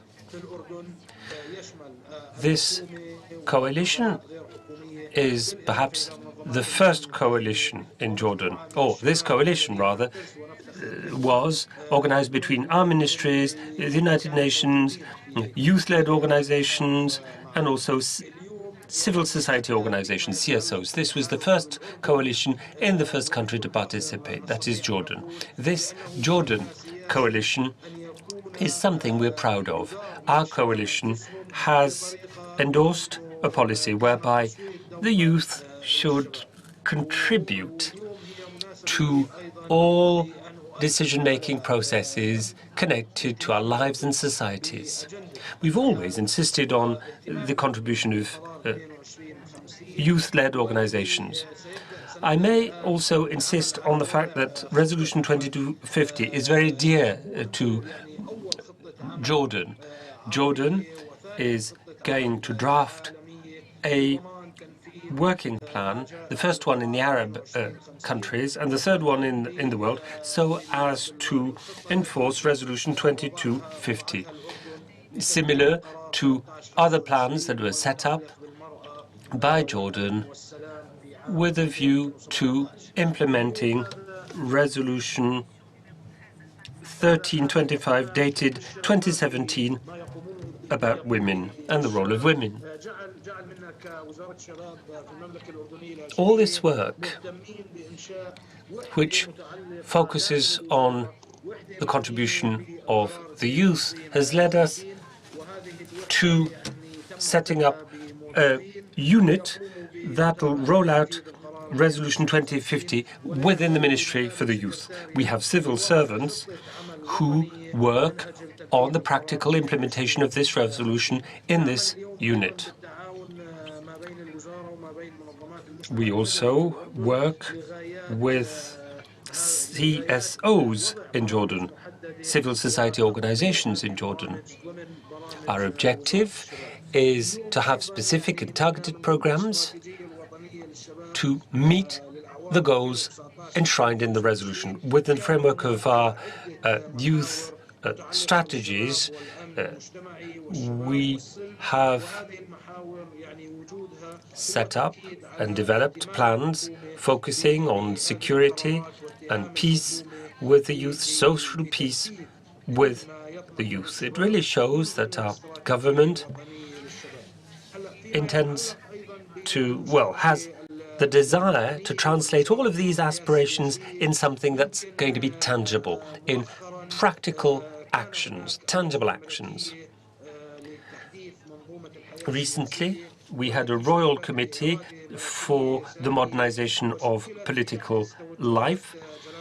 It is a committee that was set up at the behest of Abdullah II, the son of King Hussein. The objective of this committee is to support the contribution of the youth in the field of political and civic advances. We have amended our constitution. We have a new bill on political parties, and we have a new election law. And now we're going to draft targeted programs that will be specific so as to increase the participation of the youth in political parties and in policymaking in general. This really shows that His Majesty always pays attention to this theme. We're going to continue and roll out Resolution 2250, and we'll always be willing to cooperate with all of our partners, the international community partners, but also the local partners. And I would like to thank also those who organized this very important conference, that is the government of Qatar, Finland, and Colombia, And of course, I don't want to forget the United Nations and the CSO partners. These are organizations with which we've always been working to support the youth in our Arab countries and in all the countries in the world. Today, without all of our efforts, we couldn't have convened such a conference, which will probably come to very positive outputs and recommendations that we will all be able to enforce. I was very happy to listen to all of your comments and the aspirations of all the participants so as to enforce Resolution 2250. The Hashemi Kingdom of Jordan is willing to work with all the partners so that we can successfully enforce this resolution and all resolutions in favor of the youth in the future. Thank you very much again for inviting me, and it's an honor again for me to cooperate with you. Thank you. His Excellency Mohammed Nabulsi, for your wonderful remarks.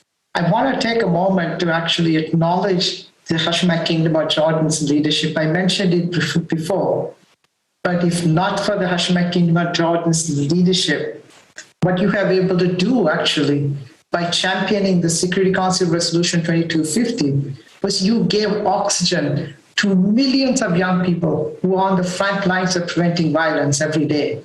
You gave them recognition and acknowledgement that they are partners in peace. So I'm really grateful to the Hashemite Kingdom of Jordan for this leadership you have taken for creating the world's first Security Council resolution that sees young people as partners. The reason we are gathered here today is because of that resolution. So, you set a tone and it has created a ripple effect. And here we are 6 years later talking about what that meant to us. And that resolution has impacted so much, so many people. So I want to acknowledge that. But now what I'm hearing from you, Your Excellency, you're not just doing that. Now we're actually translating that locally, translating the work of young people locally to see them as political actors for peace, not just in governance, but also in peace and security efforts. And I'm really happy to hear about your commitment to shape the national strategy on youth, peace and security in Jordan. So it's a real honor that you're here with us, Your Excellency, and we are proud of the legacy that the Kingdom of Jordan is leaving behind. With that, I want to thank you and also invite Mina to come and share some of her reflections as well on what you have heard. Mina. Thank you, Saji. And thank you, Your Excellency. On behalf of young people all over, we have long been inspired by the leadership that Jordan has taken on the youth, peace, and security agenda. We truly are honored to have a partner and ally such as yourselves to be helping us along the way.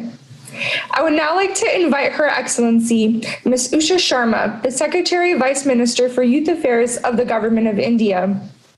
Your Excellency, India is a country with an average age of only 28. As you look at the young people who serve as the heartbeat of India, what legacy do they inspire you to leave behind for them? Thank you, Mina. Excellencies, distinguished delegates, ladies and gentlemen, Namaste. We are grateful to the state of Qatar, Finland, and Colombia, and UN partners for co-hosting this high-level global conference on youth-inclusive peace processes. As an eminent Indian philosopher and youth icon, Swami Vivekananda has said, and I quote, "My hope of the future lies in the youth of character, intelligent, renouncing all for the service of others and obedient, good to themselves and the country at large." Today, India has its largest ever adolescent and youth population. India will continue to have one of the youngest population in the world till 2030. The government of India is determined to capitalize on this demographic dividend. On 12th of January 2022, Prime Minister Narendra Modi inaugurated the National Youth Festival, which was aimed to propagate the concept of national integration, spirit of communal harmony, brotherhood, courage, and adventure amongst youth. Friends, the United Nations Security Council Resolution 2250 on youth, peace, and security mentions 5 pillars, namely prevention, protection, participation, partnership, and disengagement. India believes that a balanced and integrated implementation of all 5 pillars is essential to ensure full and meaningful participation of young people. Youth are unburdened by history and past prejudices. They look at current challenges through the prism of ingrained values and heritage, lack of discrimination, gender sensitivity, empathy for the poor, transparency, innovative technologies, and ultimately building a new and modern paradigm of existence. Youth role in peace and security therefore brings in a perspective which others cannot bring, and the message they seek to convey is message of hope, since they are the most important stakeholders in their own future. It is therefore our duty to ensure create a conducive environment to facilitate their participation and provide them with an important role in nation building rather than keep them on the periphery.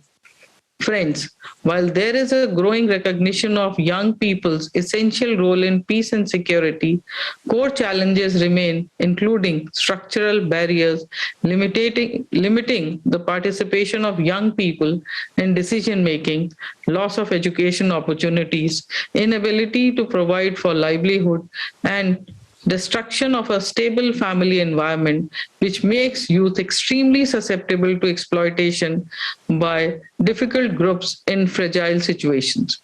The youth, who are the catalyst for change, become victims of violent extremism and radicalization. Therefore, we need to focus on providing adequate social protection and conducive socio-economic environment to the youth. Prime Minister Shri Narendra Modi has said that entrepreneurs are India's growth ambassadors. We need to provide greater economic opportunities to youth for motivating them to pursue peaceful and productive path in their lives. Rather than aid a just and equitable environment for work is necessary, as well as the opportunity to learn skills and develop entrepreneurial capacities. Just as we need women in decision-making processes to have more reasoned and considered decisions, provide greater insights and sensitivities, similarly, we need to provide space and role for the youth to ensure good governance. Thank you.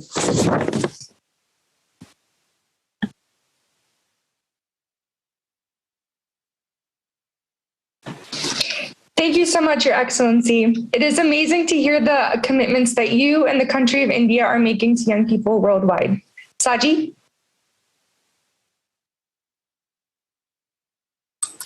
Thank you, Meena. I was also going to thank Her Excellency Ms. Sharma for her wonderful remarks also, because I think India is one of the massive countries with a massive youth population, and it's really nice to see how the government of India also is embracing the youth peace and security agenda.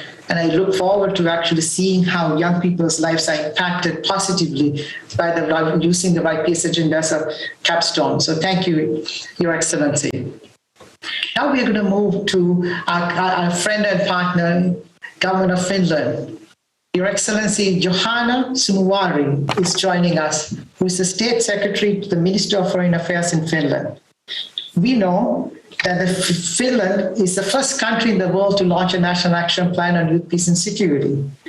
And you also are one of the hosts of this wonderful conference.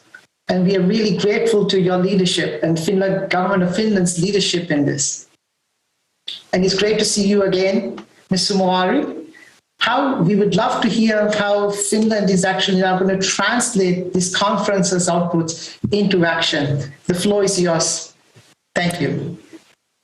Your Excellencies, dear participants. First of all, many thanks to all the co-organizers for organizing this conference, and thank you also for giving me this opportunity to address this session on behalf of Minister Haavisto, this very important session.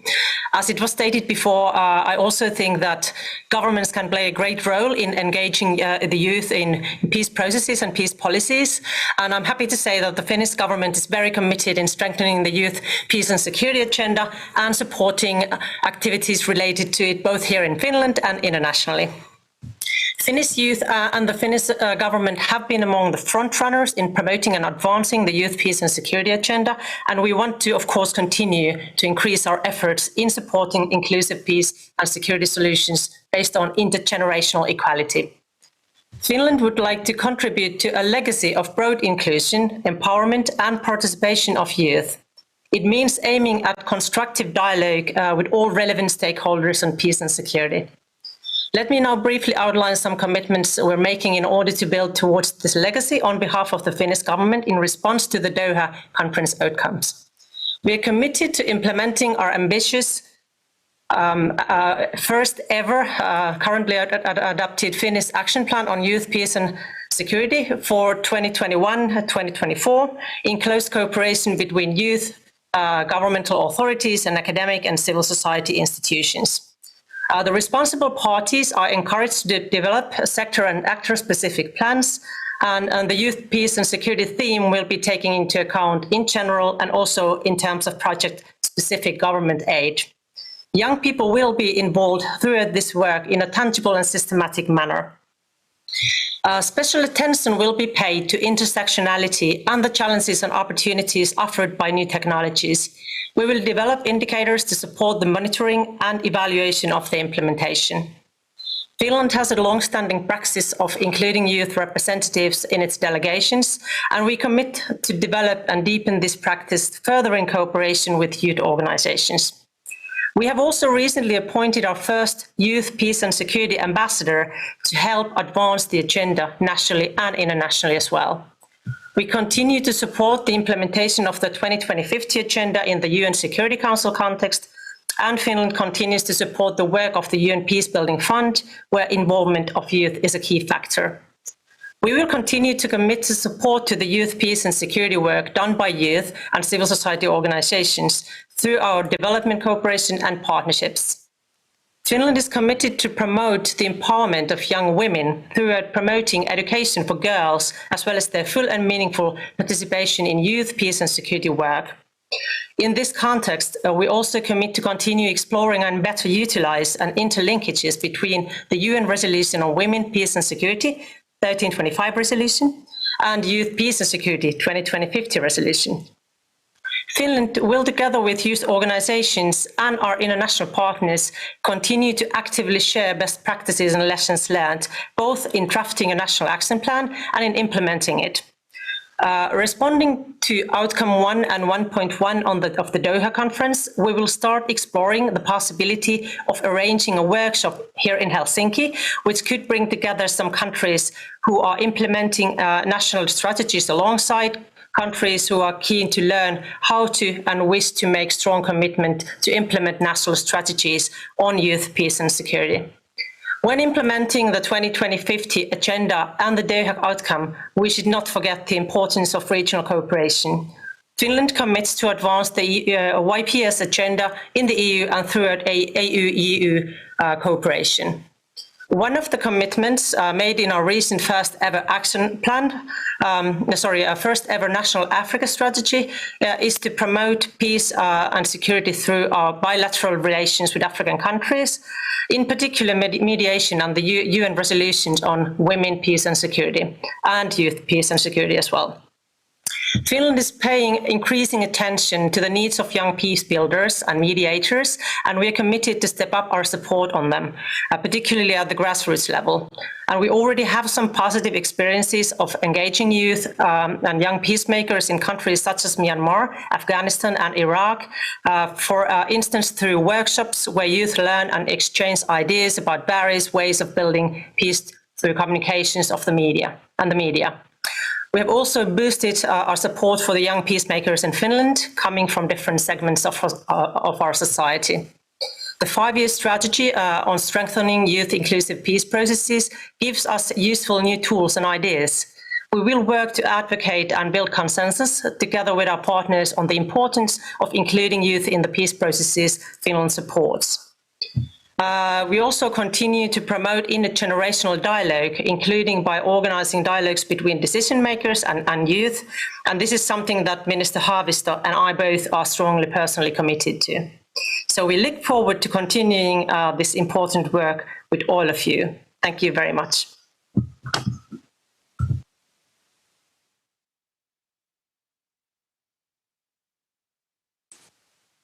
Your Excellency, it's wonderful to hear these commitments come in. I'm really happy that I'm hearing the commitment that gives us oxygen, that the first output that was released yesterday on guidance for national governments and public officials has now breathing space to grow, with Finland's commitment to hosting this conversation in the coming months. So this is fantastic news. Thank you for the government of Finland for making this commitment out loud.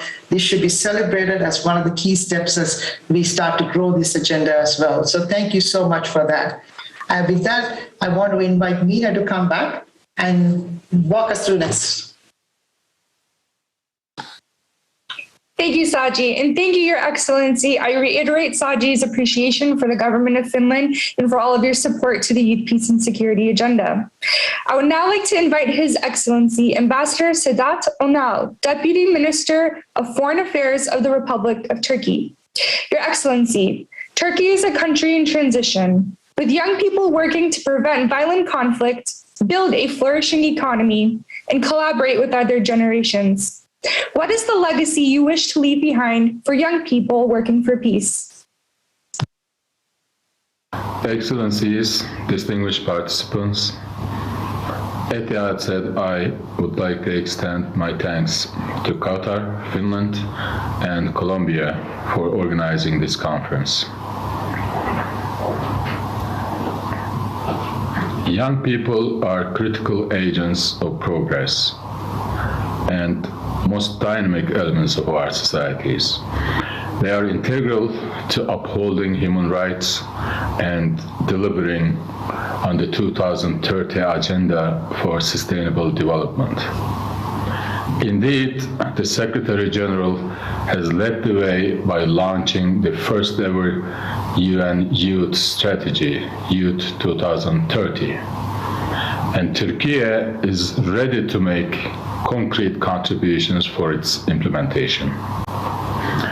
During general debate of 73rd session of the General Assembly in 2018, President Erdogan called for the establishment of a UN Youth Center and offered to host it in Turkey, our country. We believe that Istanbul, a rich and diverse city with an active youth population, will provide the perfect setting for the youth center. Distinguished participants, the Turkish government has put in place a number of policies and programs to address the needs of 13 million young people in the country. The 11th Development Plan of Turkey defined policies to foster skills, humanitarian values, and allow active participation of young people in economic and social life, as well as decision-making processes. Our National Youth and Sport Policy document was developed with specific priority areas such as education, employment, entrepreneurship, vocational training, democratic participation, and environment. Our Ministry of Youth and Sports has been running the Young Volunteers platform since 2015 in order to build a volunteering culture and increase the participation of youth in social and civic life. These programs have become all the more relevant in the midst of a global pandemic. Young people of today are faced with greater challenges in terms of education and employment opportunities than any other time in recent memory. They will also have to shoulder much of the long-term economic and social consequences of the pandemic. When we speak of peace builders in conflict situations, we are actually talking about the architects of society, of global citizens committed to peaceful coexistence. We know this firsthand, as Turkey is the largest refugee hosting country in the world with around 4 million refugees. Among them, approximately 1.7 million are children and over 800,000 are young people. We have adopted a comprehensive social cohesion policy so that the Syrian refugees can live in peace and harmony with the local population. We also aim at empowering Syrian youth through educational opportunities in a culture of peace. At the same time, as co-chair of the Mediation for Peace initiative, we continue our efforts to raise awareness about and to provide more resources to mediation initiatives at the global level. We are encouraged by the support of the international community to the youth peace and security agenda. Be it in Africa, in Latin America, or elsewhere, we welcome the positive experiences of youth inclusion in peace processes. Indeed, we must commit to listen to young people's needs and expectations in peace processes. In conclusion, I would like to advise young agents of peace to trust their instincts and believe in their ability to create a more peaceful world. I thank you for your attention. Thank you, Excellency, and for those wonderful remarks from Turkey. It is really nice to hear Turkey's interest in the commitment to this agenda as well. As a country in the crossroads of Asia, Europe, and so many young people in this region thriving for peace and wanting recognition, we really nice to hear Turkey's commitment, because this is coming just as we just launched a little while ago the 5-year roadmap on strategic action plan on youth and peace processes. So this roadmap that was launched is a testament now that we need oxygen on. So governments like Turkey and so many other countries need to help support this 5-year strategy in bringing it to life. So really thankful for those comments. Mina, I'm going to see if you want to come in and take us through the next session.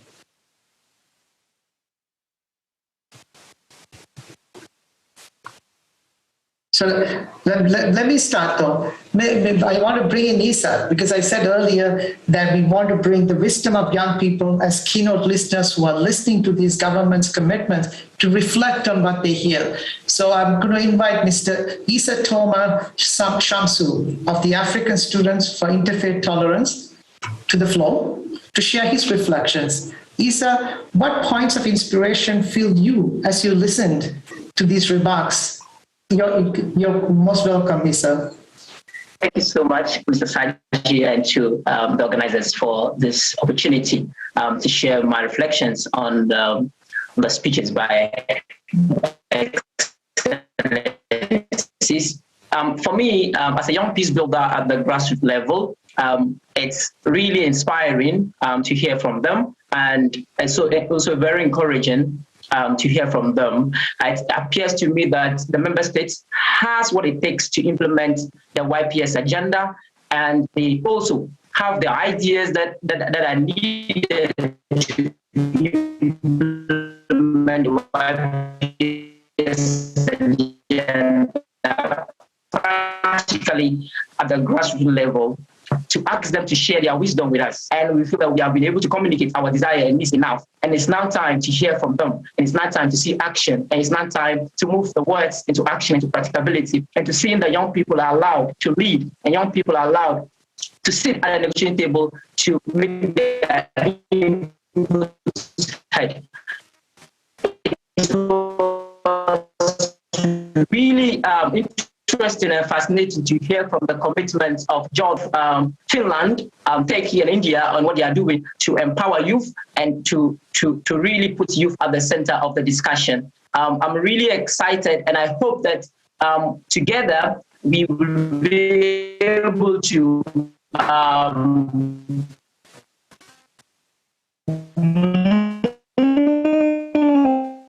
from these words and trying to practical what it really is. And also by Finland, the willingness of the Finnish government to share these experiences and to also let the world and other member states to benefit from whatever they have learned in the process, as well as drafting of the National Action Plan on Youth, Peace and Security. And we commend them for the great job, and then we commend the government of Jordan equally for providing the platform that enables young people to be able to foresee the future that they deserve. And it's really a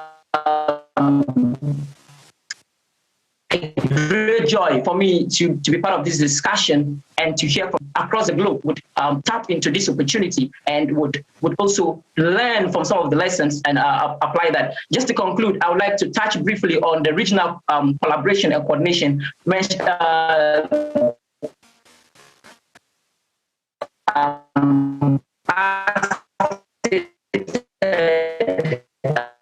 by the Finnish government. I think that is really regional collaboration and country-led implementing the YPS agenda. We need this at the local level so that every young person and every youth leader would understand that indeed there is an opportunity to aspire and there is an opportunity to lead at the community for peace and development.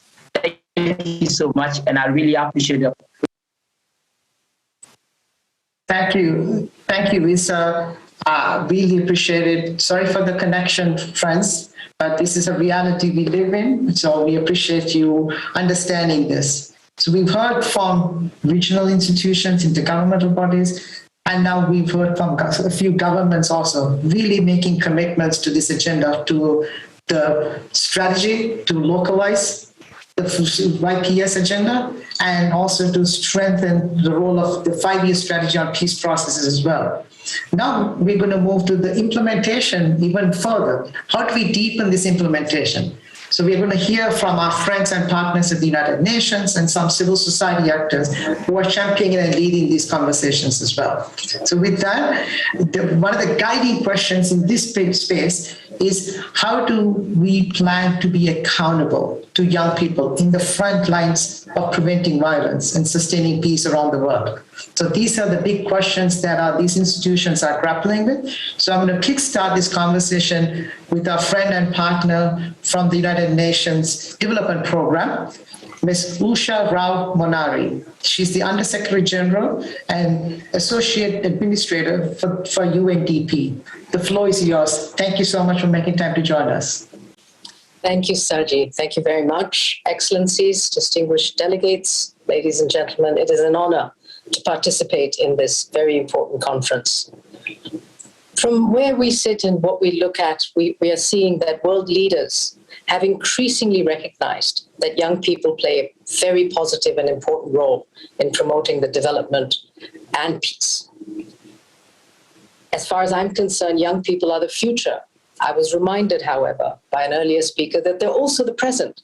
I have 2 daughters who will heartily agree with that.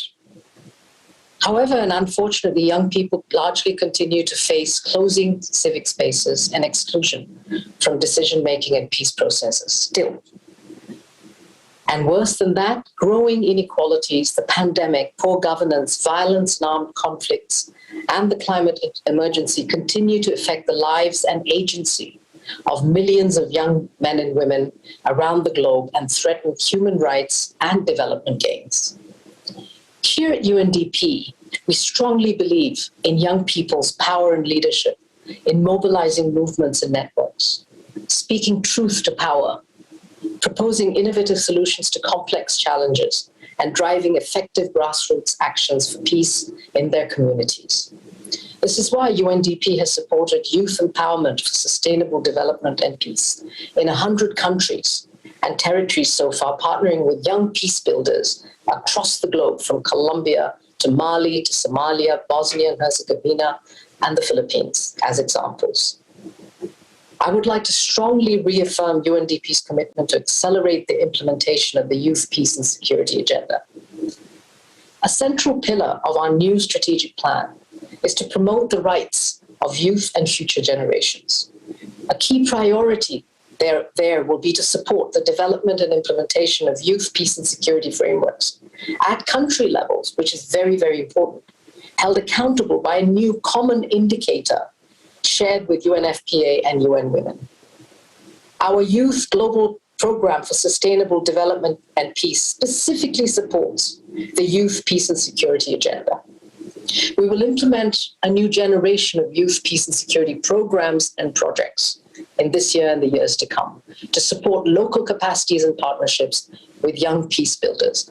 In this regard, actually, our sincere gratitude goes to the Swedish International Development Agency for funding our new UNFPA UNDP project in Colombia, which supports youth participation in peace building at the local level and youth, peace and security coalitions to be formed.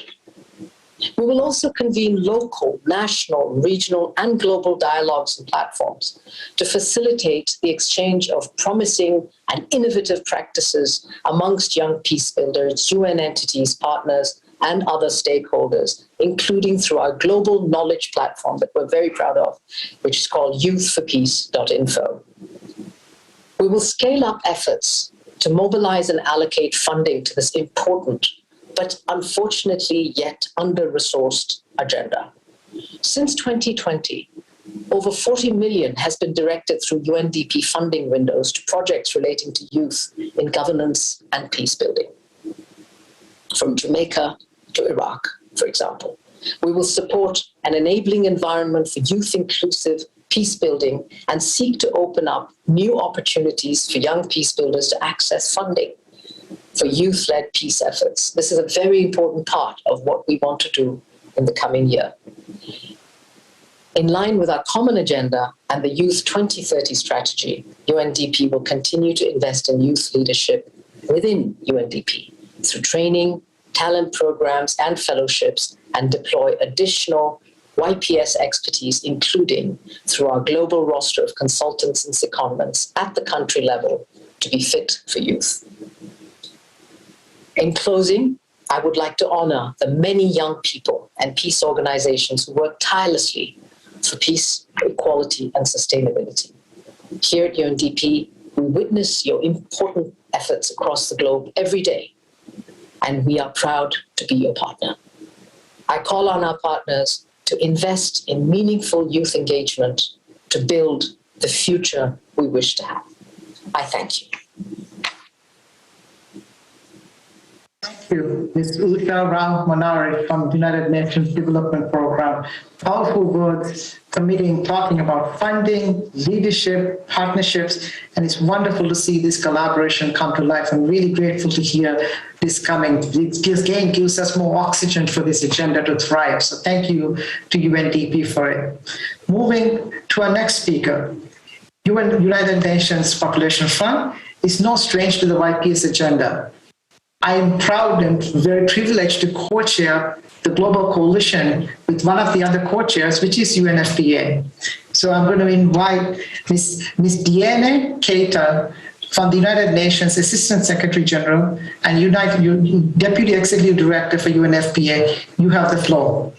Thank you for joining us. Thank you, Saji. Excellencies, ladies and gentlemen, esteemed colleagues, let me start by expressing on behalf of UNFPA my deepest appreciation to the government of Qatar, Finland, and Colombia for hosting this important conference. I also extend my heartfelt thanks to all the UN and civil society partners who co-organized this global conference. a collective endeavor in the true spirit of the partnership at the heart of the youth, peace and security agenda. Congratulations to our very Jahatma, the UNSG Envoy on Youth, for her tireless dedication to the agency and leadership of young people. In my different assignments for the United Nations system, I have been privileged to see firsthand the passionate, courageous, and often visionary work undertaken by young people. From the Sahelian lands to the Red Sea shores, from the Caribbean Sea to the Asian Morn, from the Nile River source to White and Blue Nile River, young women and men tirelessly work for development, for humanitarian relief, and for peace. I want to express to all the young peace builders gathered for this conference my full admiration. UNFPA has played an instrumental role in all facets of the youth, peace and security agenda, since well before the adoption of the Resolution 2250.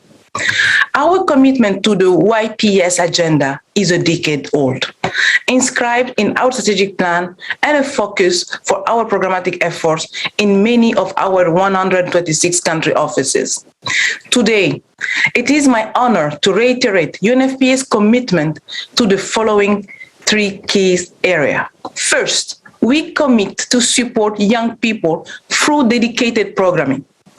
At UNFPA, we strive for a world where every young person can make informed choices and enjoy their rights in all contexts, including conflict, post-conflict, humanitarian, and development.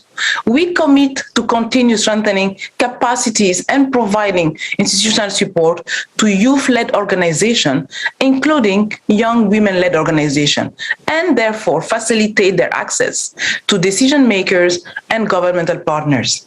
We are launching an ambitious joint global program on YPS with UNDP and key partners to accelerate the implementation of the agenda in multiple countries and regions, starting immediately with a joint program in Colombia. Thank you, Sweden. This will be our primary vehicle for field implementation of the YPS agenda.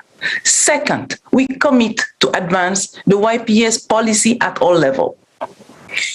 UNFPA is committed to support the development of national frameworks on YPS.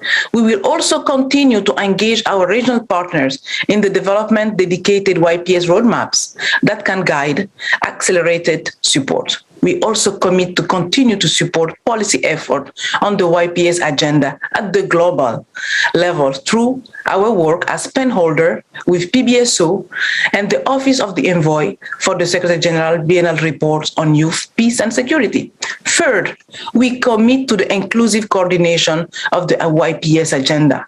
UNFPA will continue its coordination role on youth, peace and security.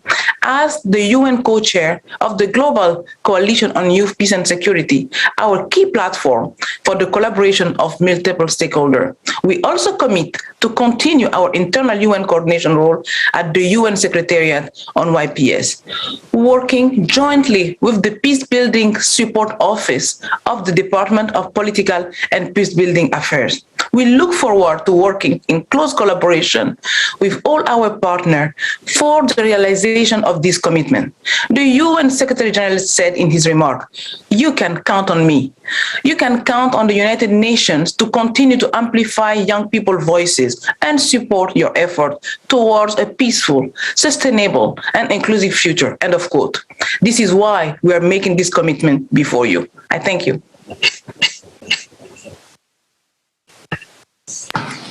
Thank you so much, Ms. Keita, for your absolutely inspiring words. We are really looking forward to seeing how the UNFPA is going to progress the youth agenda forward. I would now like to invite remarks from Ms. Åsa Regner, Deputy Executive Director for Policy, Program, Civil Society, and Intergovernmental Support at the UN to share her remarks. This morning, I moderated a session on young women's involvement in peace processes, and a main theme that came up was the importance of engaging men, boys, and allies in the fight for meaningful women's inclusion while also focusing on the unique gendered barriers facing men. We know that gender equality is not just a women's agenda, it's a people's agenda.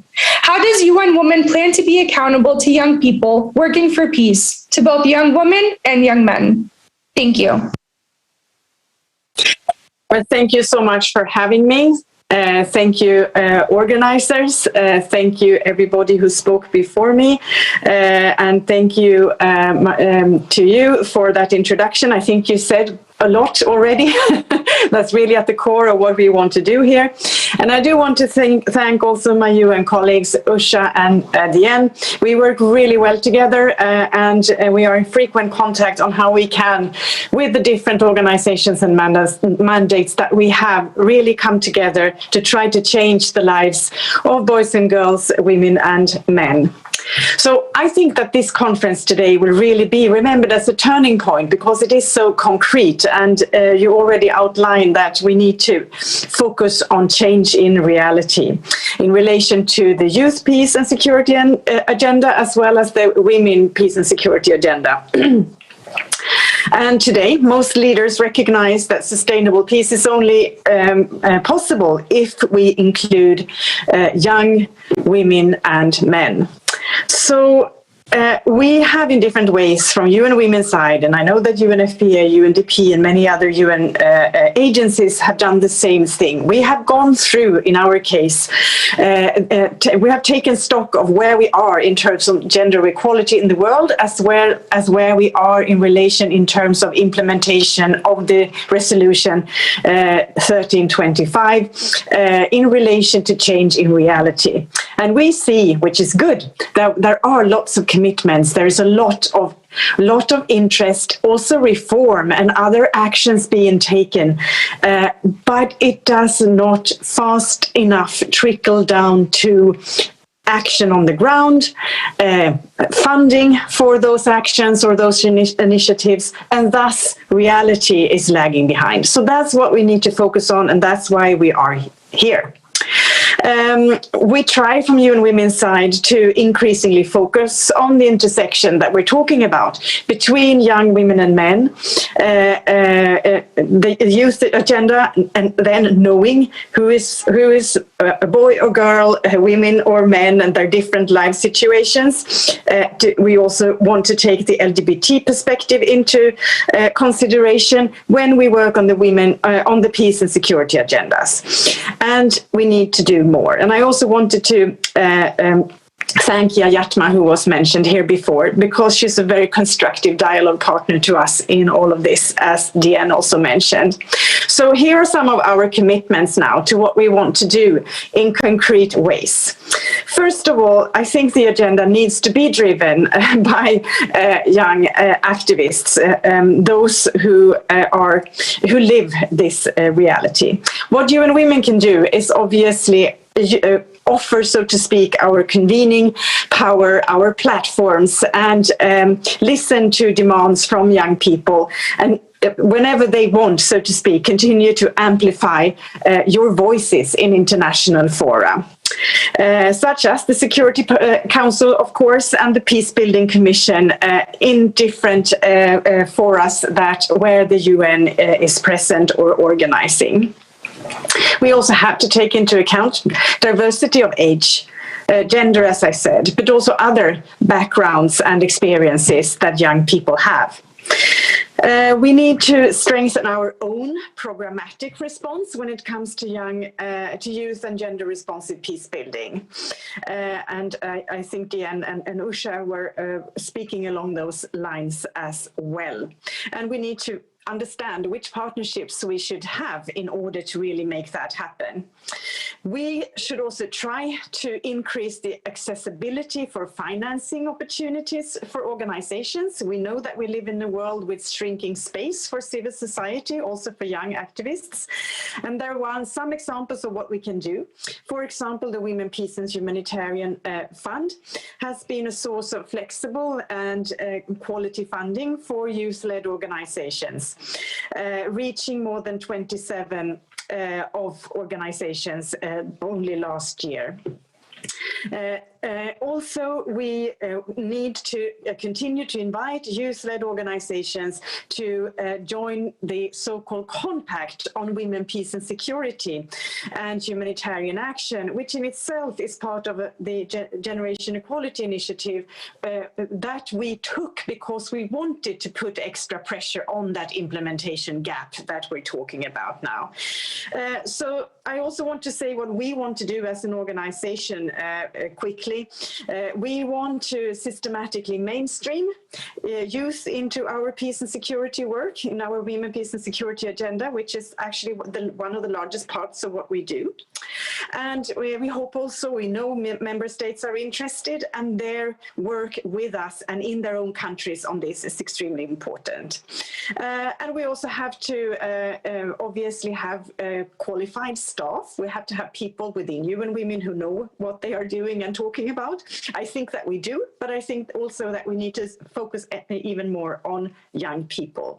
And we have to measure all of this. And we have a good opportunity. We have a new strategic plan. That sounds boring, but that's a very important framework for everything we do, with a lot of tools to measure what we do so that you and others can hold us accountable. Thank you so much. Thank you so much, Ms. Regner. Your remarks outlined a lot of what we heard in today's session, and we're really excited that you reiterated a lot of the points that young people have been mentioning on gender equality.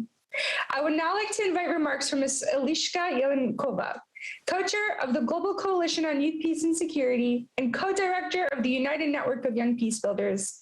Eliška, as the co-chair of the GCYPS and key leader of two of the largest civil society platforms for young people worldwide, how has this conference influenced your long-held commitment to be accountable to young people working for peace? Thank you so much, Mina, and good afternoon to everybody, and greetings from The Hague. My name is Eliška Jelenkova, and I'm the co-director of the United Network of Young Peacebuilders, a global civil society network of over 120 youth-led organizations in 70 countries, working on peace building and conflict transformation.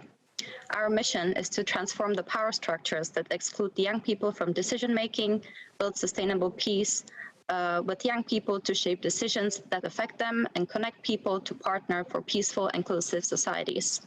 I'm also the third co-chair of the Global Coalition on Youth, Peace and Security, which is a leading policy and practice shaping platform, facilitating exchange, coordination, and collaboration between more than 100 organizations from civil society, including youth-led, youth-focused organizations, UN entities, donors, academia, and intergovernmental bodies.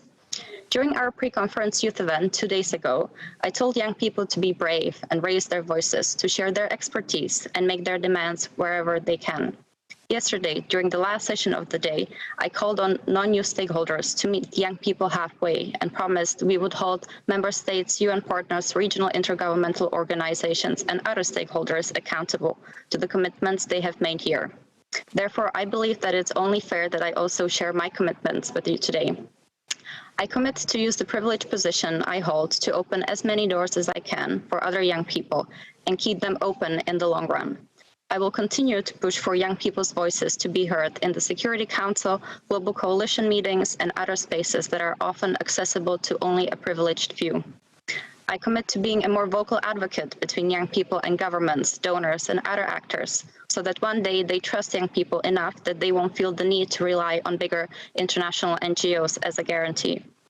I commit to keep pushing for inclusivity in its true sense. Young people of all gender identities, sexual orientations, ethnicities, bodily abilities, religions, economic and other backgrounds have a right to influence decisions about their present and, most importantly, their future. I commit to increasing meaningful engagement opportunities for young people by giving feedback to non-youth partners whenever I see or hear about youth being tokenized. I hope that more young people will be able to interact with policymakers in the UN through the Civil Society Working Group on Youth, Peace and Security that UNOY recently launched in collaboration with the Global Network of Women Peacebuilders.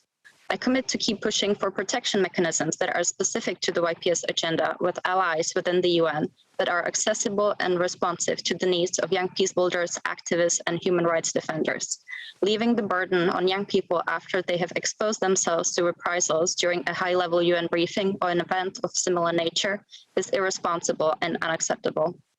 Over the last 3 days, young people have once again shown that they are ready and willing to keep working on building peace, but they cannot do it without sufficient resources or support. If you got the impression that young people do not want to partner with non-youth actors beyond funding, let me once again extend the invitation on their behalf and assure you that young people are ready to enter into partnerships that strive to be equal and are based on mutual trust and respect. We need more YPS champions to advance the YPS agenda at a policy level and in practice. And on that note, I would like to give a special shout out to the Swedish International Development Cooperation Agency. Without your long-term care, organizational funding, partnership and trust, where we determine our own priorities and connect 128 youth-led organizations, UNOY wouldn't be where we are today. I hope that the last 2 days were memorable, and I certainly hope many of the stereotypes you might have held about young people were dismantled. My wish is that you remember those young people next time when you're about to make a decision that will have an impact on young people's lives. Finally, many of you here today have the power to influence budget allocations or even make the decisions in your institutions. And so I ask you to divert resources from armed approaches and instead directly invest in youth-led peace-building efforts so that we can all reap a peace dividend. Thank you very much for listening.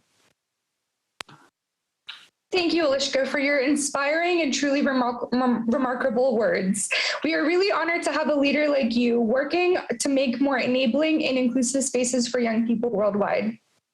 I would now like to invite remarks from Mr. Shamil Idris, CEO of Search for Common Ground.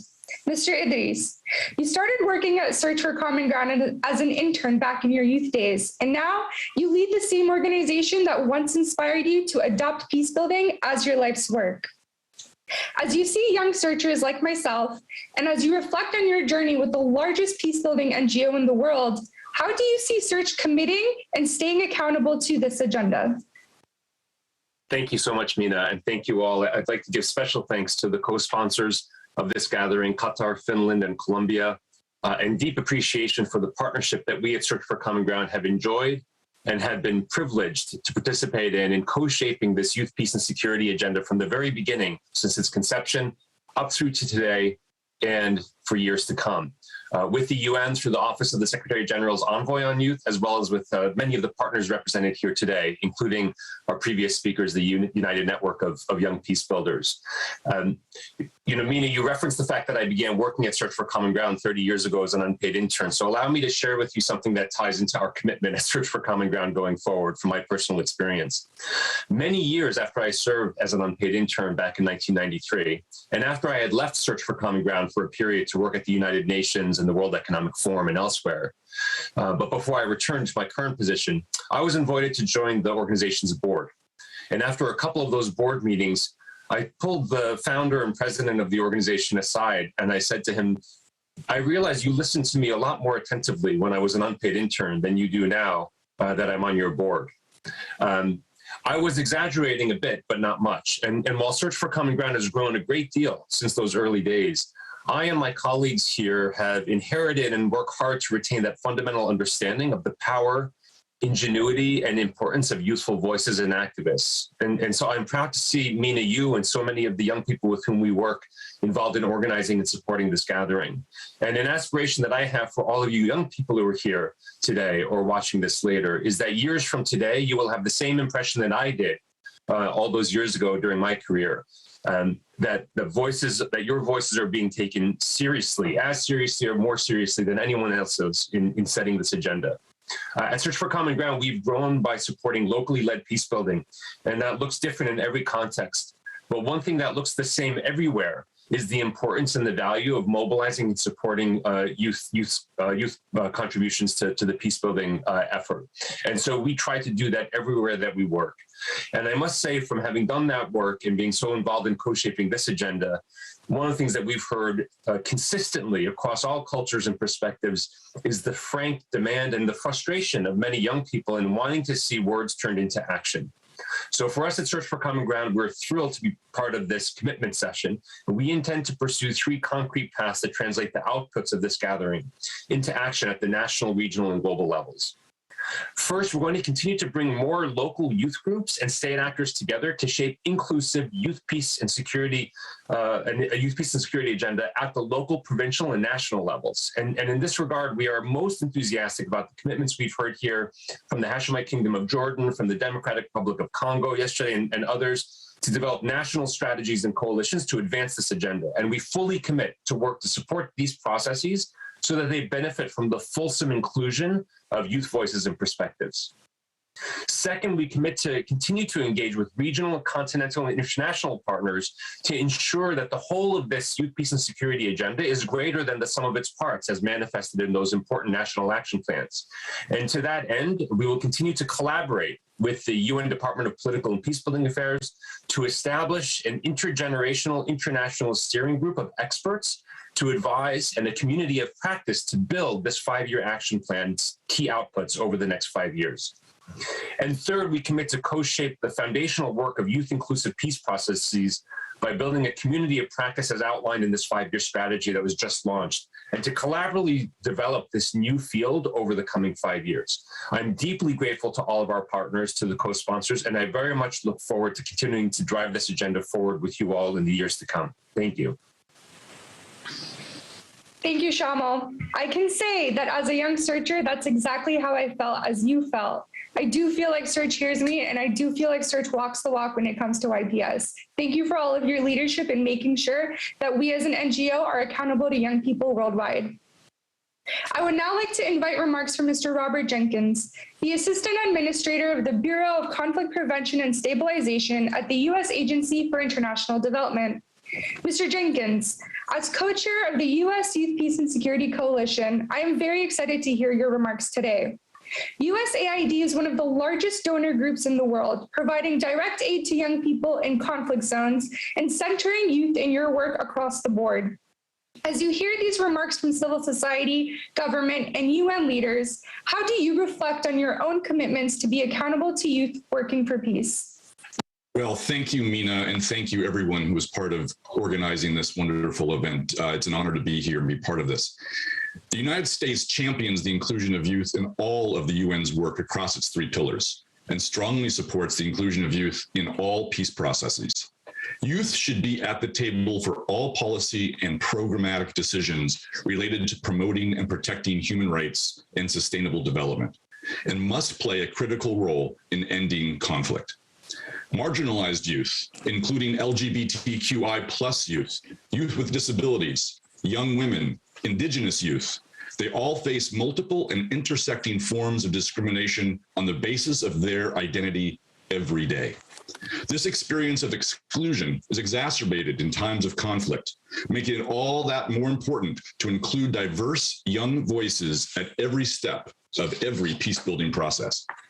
The U.S. Agency for International Development's Bureau for Conflict Prevention and Stabilization was created to elevate USAID's work in countries affected by conflict and violence.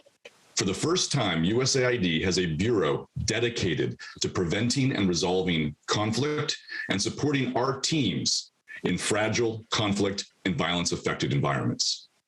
Young peace builders are essential to these efforts.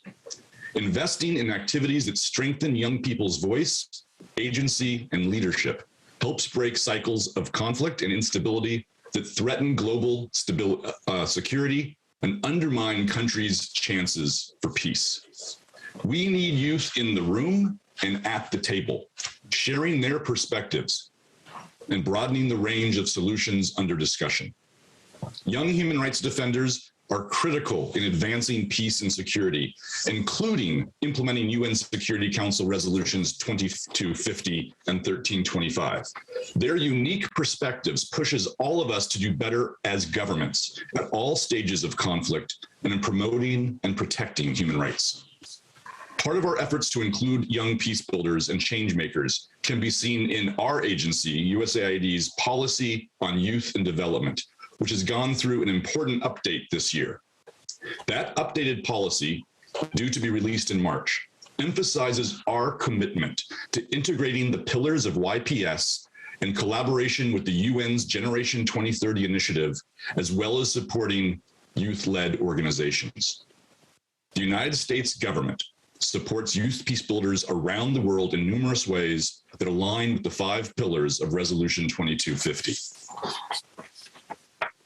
USAID's new Global Lead initiative seeks to support 1 million young change makers to address peace building and development over the next 4 years through increased programming in education, civic political engagement, and leadership development.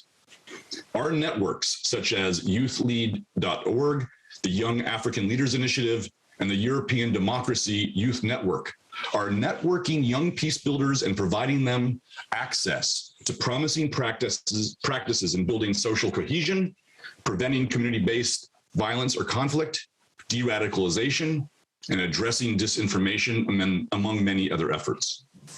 The United States is fully committed to implementing youth-inclusive peace processes. USAID Administrator Samantha Power has also made clear her priority in emphasizing an inclusive approach to development and elevating the importance of local voices and leadership. Inclusive and locally led development is better development. We firmly believe that inclusive peace building is better peace building. I ask that you continue to hold us accountable and make sure that we are responsive to your needs in evoking and materializing peaceful change. Thank you, and thank you for this wonderful event. Thank you so much, Mr. Jenkins. I really appreciated your emphasis on creating more inclusive spaces for young people to engage with USAID directly. Saji, the floor is yours. Thank you, Mina. I want to bring back 2 of our youth responses who have been listening carefully to all these amazing presentations and commitments. So to kickstart it, I want to invite Ms. Alia Fakhru. She's the youth representative for one of our other partners of this conference, Education Above All, the Foundation. Ms. Alia, the floor is yours. Thank you, Saji, and thank you to the co-organizers for facilitating a session that truly embodies the theme and purposes of this conference, which is, to action youth participation and ensure our voices and input are heard.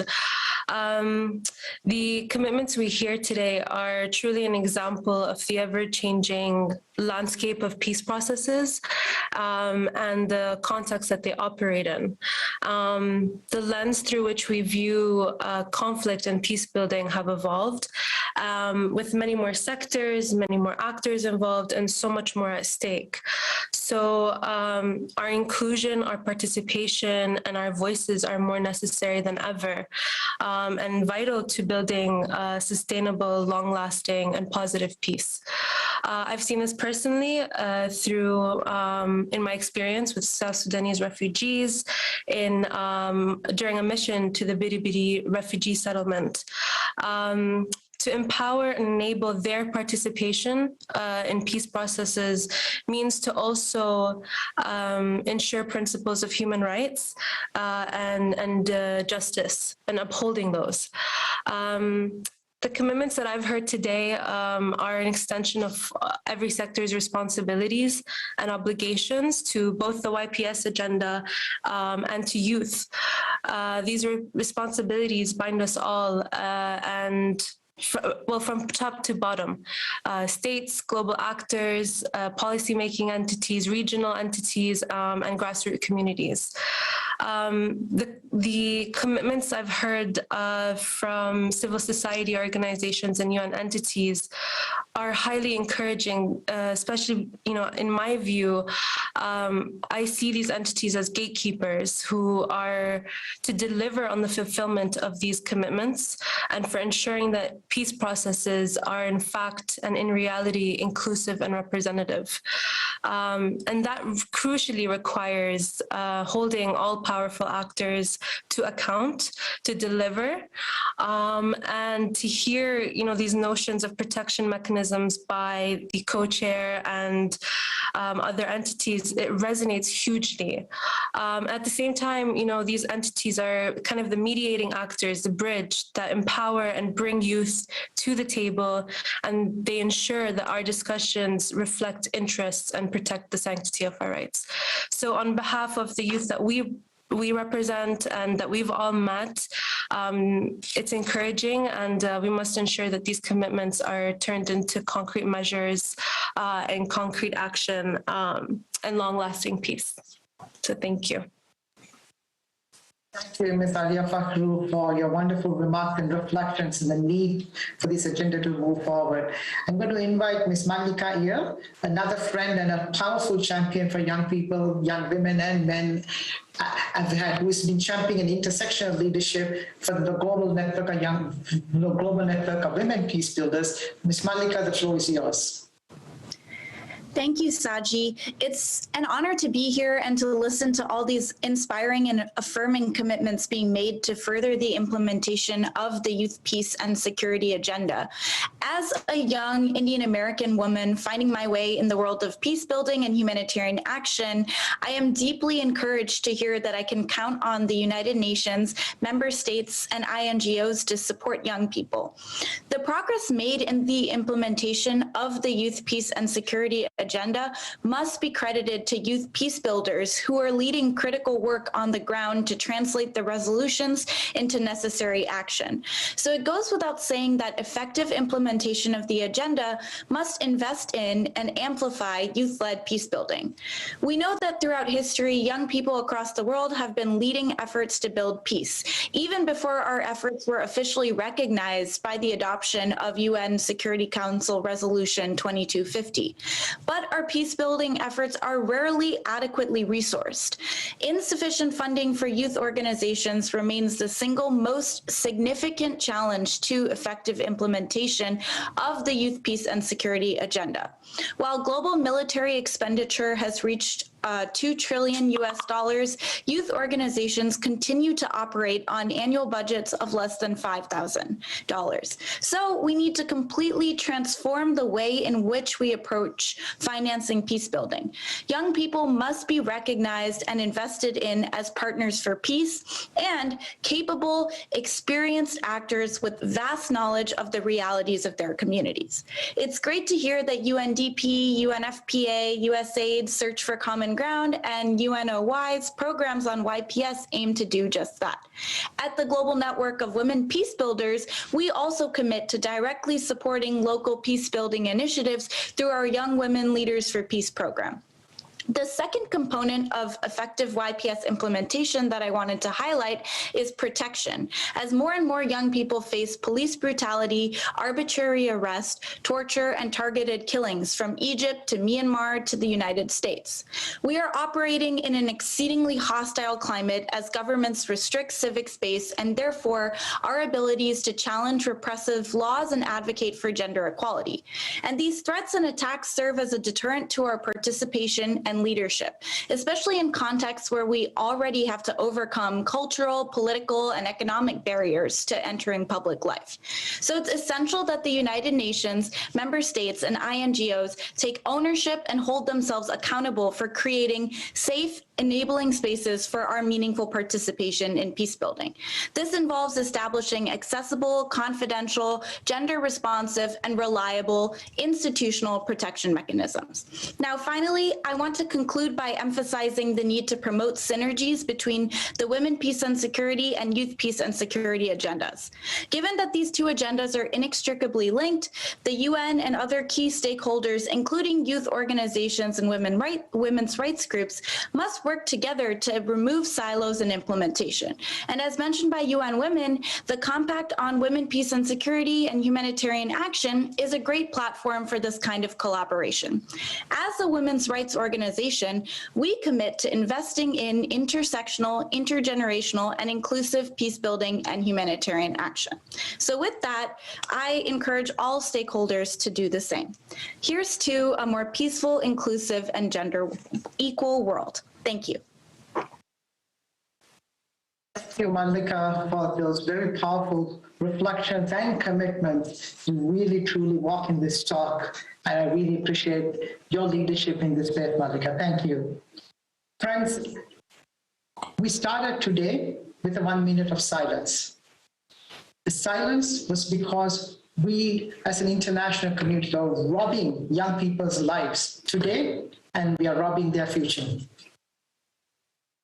Young people have really tough life today, and it's only going to get tougher in the years to come.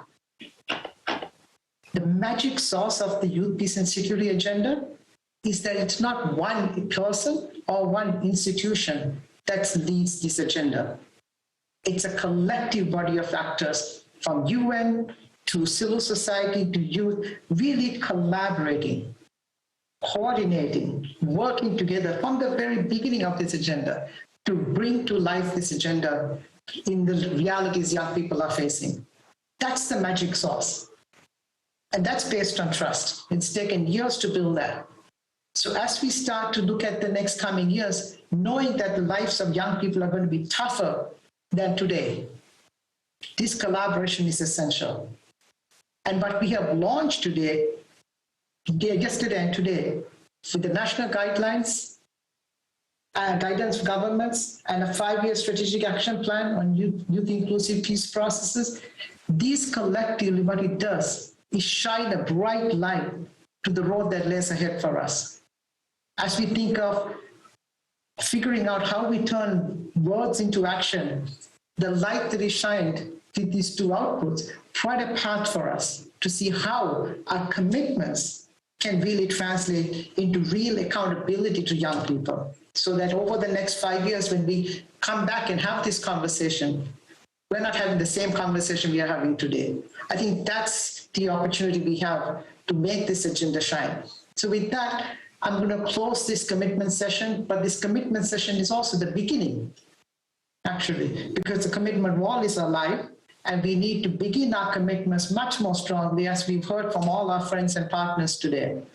So I'm going to invite Meena to come back to come us through the closing reflection section. Meena, come on back in. Thank you, Saji. Echoing all of your words, I was really inspired and really touched by all of the remarks we heard from civil society, member states, and other leaders. Now we are going to do our plenary closing reflections from 3 key leaders.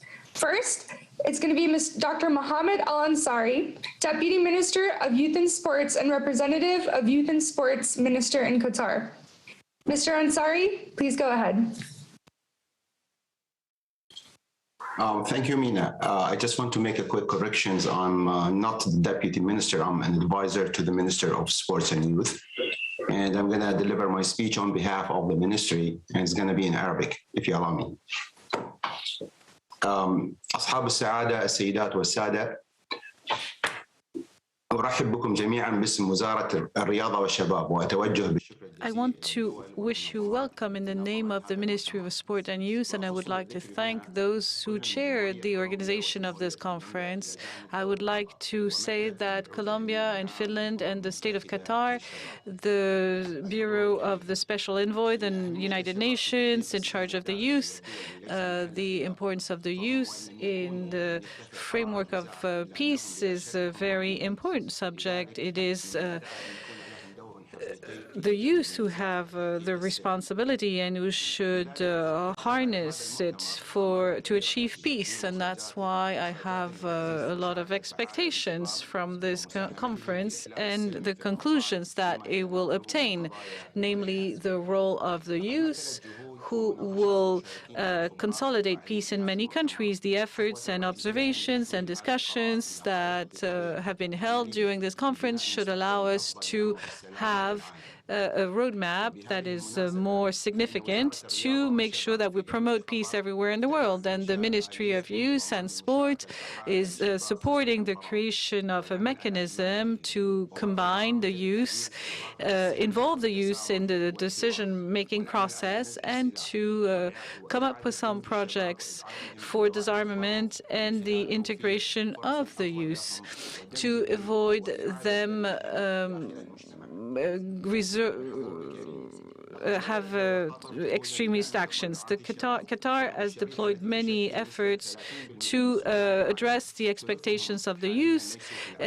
Which represent 30% of the world's population. Most of them don't work or are not following trainings, and some of them have been displaced. So that's why we consider that training is a way to fight against terrorism, and this is how we created a body to protect the youth and to allow them to follow educational courses and to put an end to all conflicts. Our institution has insisted on primary education, and we help more than 12 million kids all over the world, and we've also helped a great number of young people to allow education programs, without forgetting other international initiatives that are represented by many institutions from different countries, like the initiative from Qatar,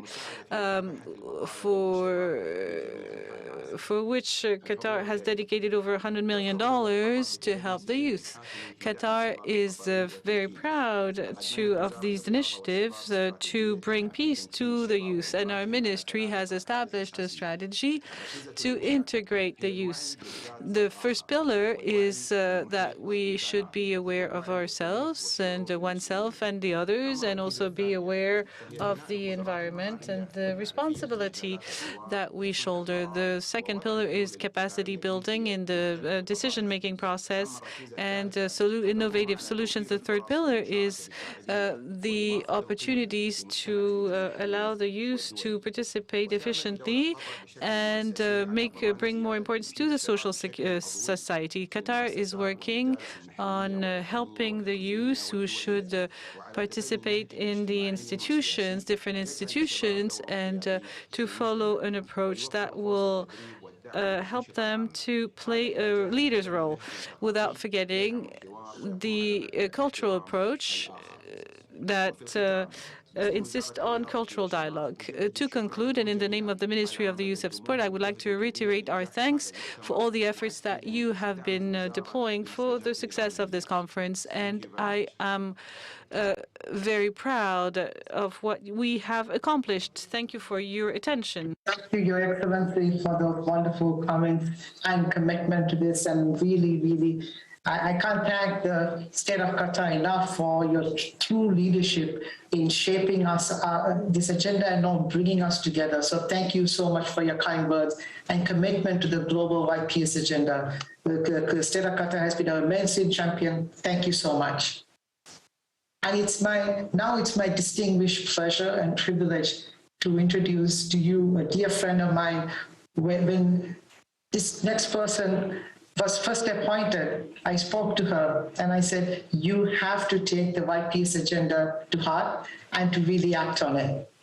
And it's my honor to introduce my friend and colleague, the Secretary General's Envoy on Youth, Ms. Jatna Vikramanayake, to take the floor.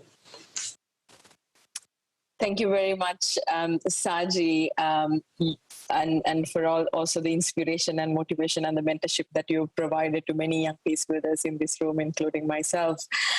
Dear friends, young peace builders, excellencies, distinguished colleagues, it's such a pleasure to join all of you today as we conclude the commitment session of the Global Conference on Youth Inclusive Peace Processes, a true turning point for the youth peace and security agenda. This will be the last time that I will be taking the floor during the conference, so I want to start by particularly thanking the co-sponsors, the governments of the state of Qatar, Finland, and Colombia, as well as the co-organizers of the forum, Search for Common Ground, the UN Department of Political and Peacebuilding Affairs, Under Secretary General Di Carlo is here, who will speak after me. I want to particularly thank her and the department, the Mediation Support Unit especially, who's been with us since 2019, the Helsinki conference, and who were instrumental in formulating particularly the output of the conference. UN Women, UNDP, UNFPA, Education Above All, and the United Network of Young Peace Builders for all your support, dedication, and the priority that you placed on ensuring that young people are viewed as equal, if not essential, partners for peace and security. I also want to particularly thank the permanent representatives of Qatar, Finland, and Colombia here in New York at the UN, Her Excellency Ambassador Ali Al-Thani, His Excellency Ambassador Yukas Lawara, and His Excellency Ambassador Guillermo Fernandez, who were key partners when Saji and I, with the concept note, approached these three ambassadors. They really committed that they will get the political commitment of their governments and also rally the rest of the member states in order for us to make the first conference in Helsinki and the conference today happen. So thank you very much for your leadership and allocating resources and political space for us to have this conversation. I want to also thank our multiple partners ranging from the UN entities that I did not mention to youth organizations, young people, civil society organizations who contributed to developing the conference sessions and outcomes. And I want to especially extend my deepest gratitude to the young peace builders who joined us from all corners of the world for sharing your experiences, expertise, and unwavering energy for leading the way towards building a more sustainable and peaceful community. Since the adoption of the Resolution 2250 on youth, peace and security, we have reaffirmed our commitment to turning the youth, peace and security agenda from aspiration to collaborative action that is intergenerational, that is forward-looking, collaborative action that is meaningfully engaging and integrating youth into decision-making, and collaborative action that provides adequate institutional and financial capacities for youth inclusion. So this conference is an opportunity to institutionalize our ambitions and to make sure that we act on them. The two outcome documents, a guide for public officials in support of country-level operationalization of the YPS agenda, as well as the 5-year strategic action plan for youth-inclusive peace processes, take our agenda several strides forward. These resources are game changers for decision makers and world leaders to take further action on youth-inclusive peace processes at national, regional, and global levels. Indeed, the task ahead of us is not an easy one. Much more remains to be done to ultimately forge a better future where no young person is left behind in the pursuit of a more peaceful world. My commitment to youth, peace, and security agenda will continue, of course, also in the context of the accelerated implementation of the UN's first ever system-wide youth strategy, Youth 2030, that envisions a world that recognizes young people's agency, resilience, and positive contributions. And with the UN Secretary General's Our Common Agenda, we now have a better chance to reimagine and revisit what active youth engagement looks like and remove obstacles that stand in the way of young people achieving their full potential. So I hope that when we meet again, we will celebrate the increasing number of partners that are championing the implementation of inclusive youth, peace, and security strategies in their respective countries. Until then, let's remember that young people are not just leaders for the future, but leaders of today who pave a path to promoting and maintaining peace and security for everyone, everywhere. Thank you very much. Thank you so much, Teatma. It's truly a pleasure to have you joining us here today, and thank you so much for all of your leadership on behalf of young people around the world. I would now like to introduce and welcome Ms. Rosemary DiCarlo, the UN Undersecretary General for Political and Peacebuilding Affairs, to the floor to share her remarks. Ms. DiCarlo, the floor is yours. Thank you. Dear youth representatives, excellencies, ladies and gentlemen, I'd like to sincerely thank the governments of Qatar, Finland, and Colombia for hosting this high-level conference on youth-inclusive peace processes. I also want to thank all the co-organizers, including our partners, the Office of the Youth Envoy, UNFPA, UNDP, UN Women, Search for Common Ground, the United Network of Young Peacebuilders, and my team in the Department of Political and Peacebuilding Affairs, who've worked so hard over the last few years to bring this event to fruition. I'm happy to see that the conference has produced important, tangible outcomes. First, the guidelines for member states will be an important tool in making the youth, peace, and security agenda operational at the national level. They build on the experiences of member states and provide concrete examples of what can be done to translate the YPS agenda into national efforts, policies, and structures. These guidelines complement our efforts to strengthen the UN's internal expertise and capacity on YPS. The Youth, Peace and Security Programming Handbook we launched in 2021 with the Volker Bernadotte Academy provided important guidance on how to integrate YPS into programs and in our analytical work. The member states' guidelines help us understand how to create enabling systems and participation mechanisms and how to integrate YPS into policies, budgets, and strategic frameworks.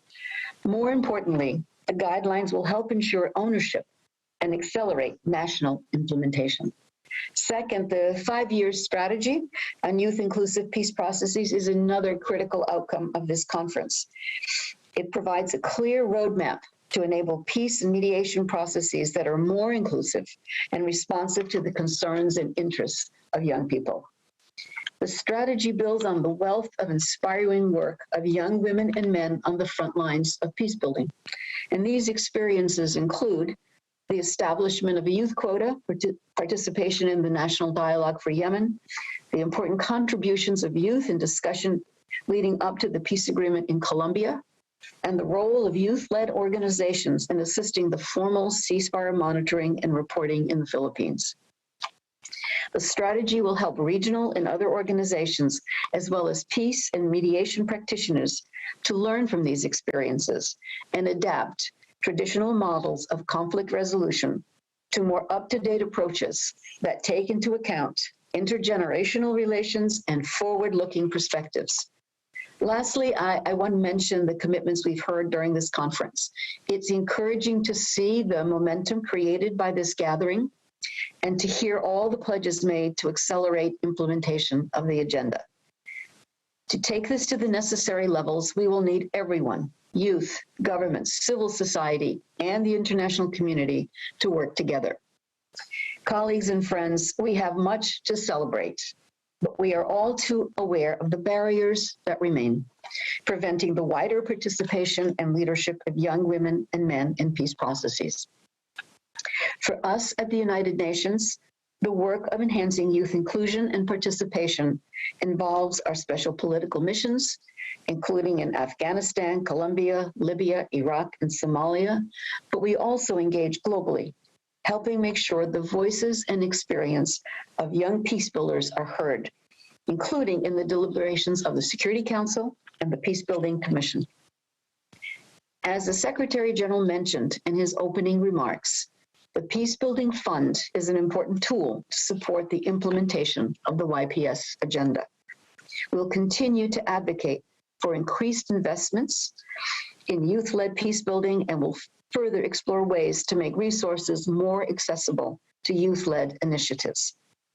Working with youth on the Youth, Peace and Security agenda has been one of the most exciting areas of my work and for the work of my department and the United Nations as a whole. We'll continue to scale up our partnerships for and with youth and channel their energy and activism as agents of change to address the most pressing issues of our times. Thank you very much.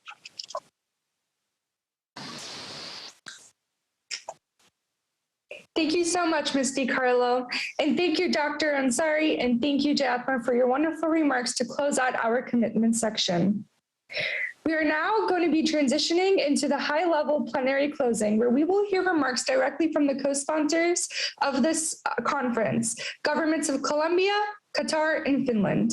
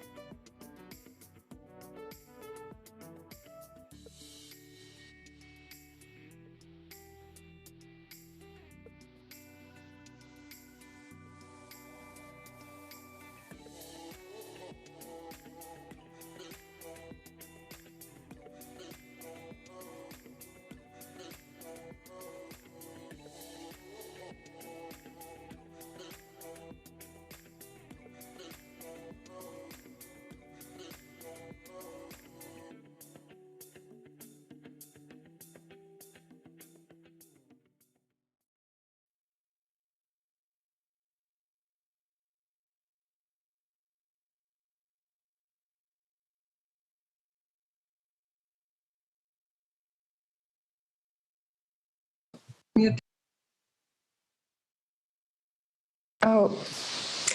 Hello, everybody, and welcome to the official closing ceremony of the high-level Global Conference on Youth Inclusive Peace Processes. My name is Mina Ayazi, one of your Masters of Ceremonies of this conference.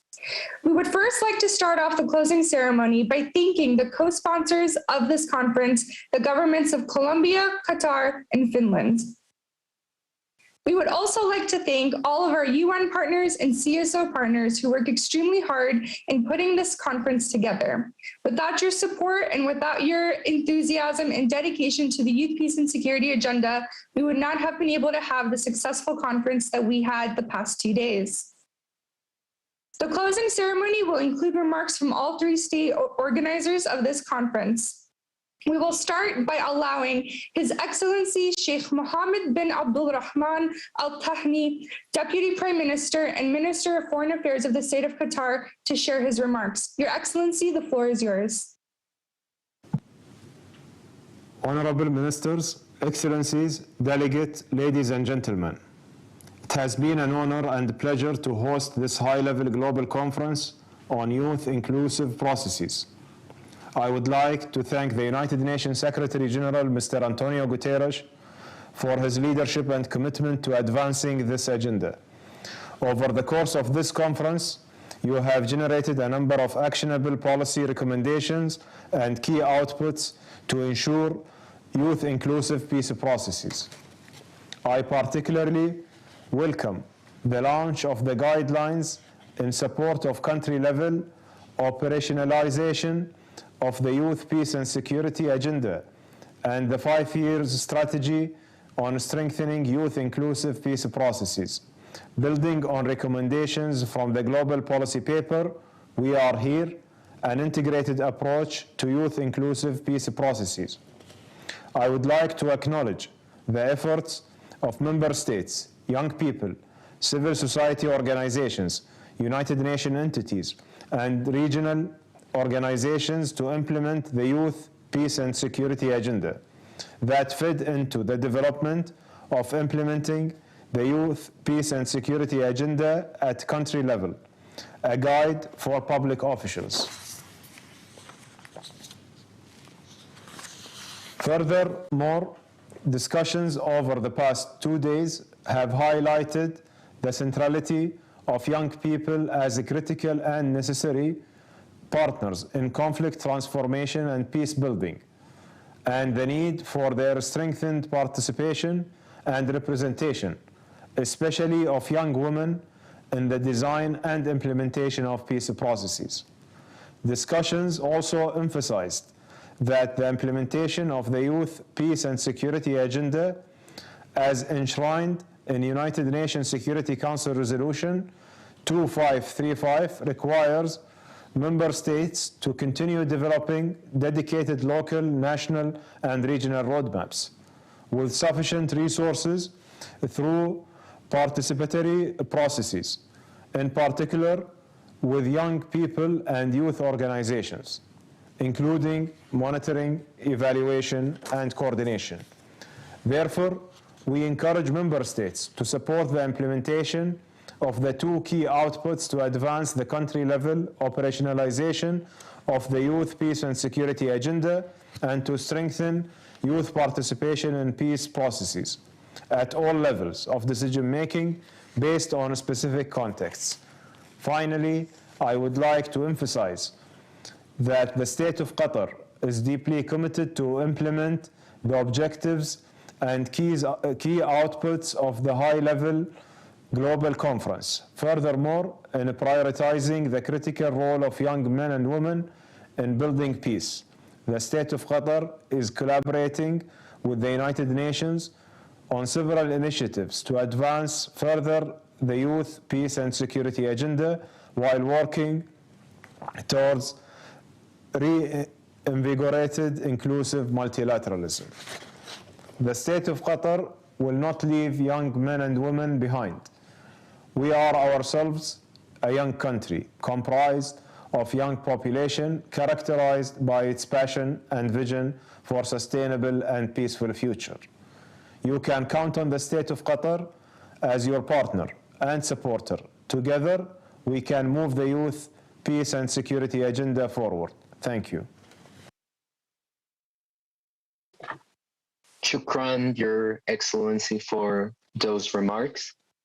And now I will pass the floor to the First Lady of Colombia, Her Excellency María Juliana Ruiz. María Juliana, por favor. Thank you so much. Good morning, good afternoon to everyone. I'm deeply honored to take part in this closing segment of the high-level global conference on youth inclusive peace processes. And I'd like to transmit a warm greeting to the other delegations and excellencies sharing the panel. In a special way, I would like to give a special thanks to youth leaders who are peacemakers around the globe.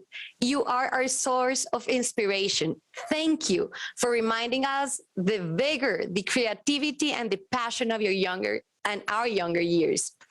It is empowering to see how far we've come in terms of the youth, peace, and security agenda, thanks to the decisive work done by tough leaders and young peace builders everywhere in the world who are committed deeply to this cause, traveling the road paved by the resolutions 2250 and 2419 adopted by the United Nations.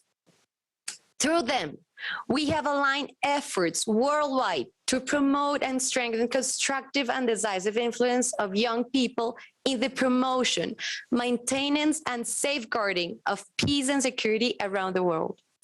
And we, as top leaders, thought leaders, and decision makers, have opened our eyes and strengthened our conviction and our trust in youth's resilience, will to pursue their causes, especially when people's lives and well-being are at the stake. As I had the opportunity to mention yesterday from our experience in Colombia, young people are actively changing the course of history in a context of reconciliation and stabilization. And therefore, because of our confidence and trust in youth's capabilities as agents, and I would like to highlight this, of positive change, we have decided to put youth agenda as an essential gear of our policies, strategies, plans, and programs towards the 2030 agenda and the Sustainable Development Goals. So let me emphasize once again on this. Promising results of this WAGR are evident and conclusive in terms of closing gaps and building solutions, changing paradigms, and breaking down negative prejudice, creating tangible opportunities, increasing solidarity and empathy, and developing a sense of togetherness like never before. So this is why I like to share with you some of those things that I have learned by working with youth through comprehensive and holistic strategies from a holistic and maybe personal perspective of a life course. And is that by cultivating relations with young people and civil society based on trust, developing ecosystems of multi-sectoral alliances and governance models completely different to what we've been used to, and by installing a sense of co-responsibility and co-creation, we found our way towards the roots of fraternity and establishing a humanitarianism as the base of all collaborations. So, and thus I encourage to believe in youth and to trust their capacities of positive change. I urge you to continue to work together on projects that benefit local, national, regional, and international communities, where young people are included in decision-making processes, inspiring change, and fostering health and prosperous environments for peace to thrive. Thank you so much. And once again, thank you for allowing me to participate in such an important event. Gracias, Your Excellency Ruiz. It was really wonderful to hear you dedicate and outline Colombia's commitment to young people. I would now like to introduce and welcome Her Excellency Johanna Sumuvari, State Secretary to the Minister for Foreign Affairs of Finland, to the floor to share her closing remarks. Your Excellency, the floor is yours. Your Excellencies, dear participants, Let me start by warmly congratulating Qatar for a successful conference and thank also to our close partners, Colombia, the United Nations Office of the Secretary General's Envoy on Youth, Search for Common Ground, as well as other key partners for their hard work. And also, I also like to thank the young youth organizations, civil society organizations, and young leaders who have been also taking part in this conference and actively contributing to this agenda in general. I very much agree with what I think Chayatma Vikramanai said earlier, that she stated that young people are not only leaders of the future, but leaders of today. And I think that is actually one of the most important points if we think it from the viewpoint of democratic representation. And it's often said that the future belongs to the young, but so does today, when we are outlining policies for the future. So that was one of the key, one of the most important sentences I heard during this conference. So thank you very much for that, Jaithma. Mr. Sachi Prelis also said that young people today are living in a very difficult world, and it's probably getting worse if we don't tackle certain challenges we're facing, be it climate change or deteriorating security change in some other way. And we cannot make decisions regarding those things without the youth. And that is very much a thing of today, not only a thing of waiting for the future leaders to step in, but the leaders of today who are also young people. This conference itself has given us, I think, an excellent opportunity for dialogue between youth decision makers, between the youth and decision makers and government authorities. And it has also raised awareness about the youth peace and security agenda and resulted in concrete, commonly agreed outcomes. And Finnish youth and the Finnish government have been among the frontrunners in promoting the youth peace and security agenda, as I mentioned in my previous talk, and we have done it both on national level and also international level. And it is to say that we remain committed very much, and it's our ambition to continue and increase our efforts to support youth-inclusive peace and security solutions nationally and worldwide.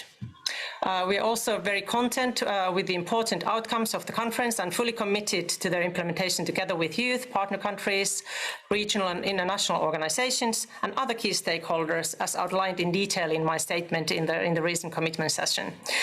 UN, all its member states, regional organizations, and civil society organizations should be invited to join forces in their implementation. So finally, I'd like to express a huge thanks to all those involved in the organization of the conference, as well as to all participants, in particular our numerous youth, for sharing your thoughts and committing to take the youth, peace and security agenda forward. So we look forward to continuing this important work with all of you. Thank you very much.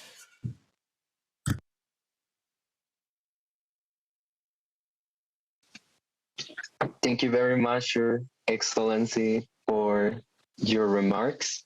I'll hand it back to you, Mina. Thank you, Leo. Thank you, Your Excellencies. Thank you to the representatives from the state of Qatar, Colombia, and Finland for your remarks and all of your hard work. And again, another thank you to our UN partners and CSO partners who really worked hard to put this conference together. We will now close out the conference through a reading of a letter from future leaders that our friends Leonardo Paraga from Civicus Youth, Bogota Art, and United Network of Young Peacebuilders, also one of the Masters of Ceremony, and Yi King Chu, Youth Protection Working Group and Civics Youth from Civics Youth Action Team, who are going to walk us through this letter. Leo and Yi, the floor is yours. Thank you, Mina. And we would like to share with you this letter from the future we received. It's called A Letter of Hope and Possibilities, A Secure Future. And this is a letter sent from Doha, Qatar, on the 21st of January 2042. Dear youth of 2022, you will call us the future generation. Many predicted that by the time we were of legal age, the world will be gone. But surprisingly, even against the odds, we're flourishing in fertile soil. You all were really doubtful it was going to work, but the seeds of peace you planted are blooming brighter than ever before. It was not instantaneous, of course, but we were enjoying the fruits of your labor. Back in your era, you used to talk about youth being the missing piece, the captains of their soul who did not have a say in the future of their countries, that you were not included in the processes of decisions that affected you. Nowadays, it is so funny to think that could even happen, that a nation wants to develop without its youth involved and engaged in every step of the way. For any politician to think this way now will be the end of their career, the end of progress altogether. When young people started to step in and take more responsibility, soon some got scared. The decision makers wondered, how are these inexperienced troublemakers ever going to make a change or contribute? But they failed to realize that they were once young, that they wanted to be in positions of influence, and they also envisioned a better world for the future. And then it just clicked for them. Nothing was going to get better unless they provide youth the opportunities they didn't have growing up. Intergenerational cooperation became real, and its ripple effects were felt by all. The question evolved from, why do you want to participate, into how can I help you to be powerfully included, to feel meaningful, and to do your work with grace? How can I be your partner for peace?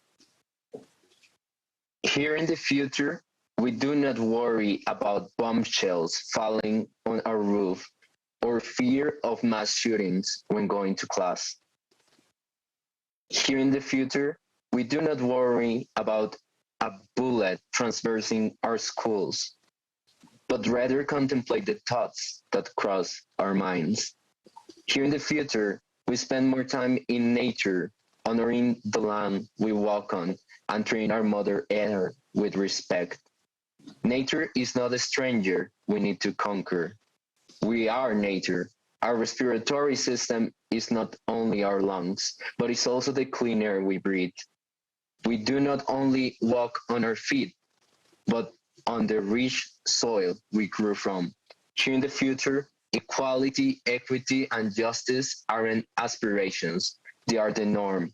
Here in the future, the word freedom is no longer necessary to be even mentioned because it already is embedded in our everyday life, just as the water that we drink.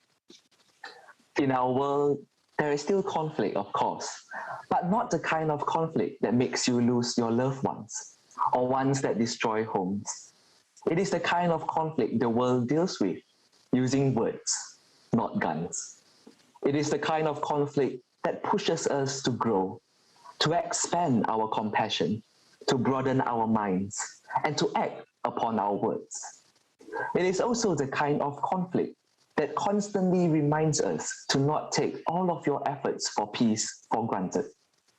You paved the way. You showed us other options. You reminded us that violence is not a friend we wanted to keep around. Today, regardless of the different colors, class, creed, sexuality, ability, gender, and religions, all people are seen, heard, and engaged. Each one of us is understood and considered a valid human being. Instead of dragging one another down, we lift each other up. This inclusive world is one that prioritizes kindness for the masses and ridicules greed for the few. It is one that praises collective prosperity over individual success. It is a world where we all feel happy and connected with our collective story instead of our individual pride. It is a world where people are not consumed by the products that they buy, where collectively, people decided to buy another story, different to consumption to be plentiful. It is the world you imagine and work tirelessly for, and we are forever indebted to you.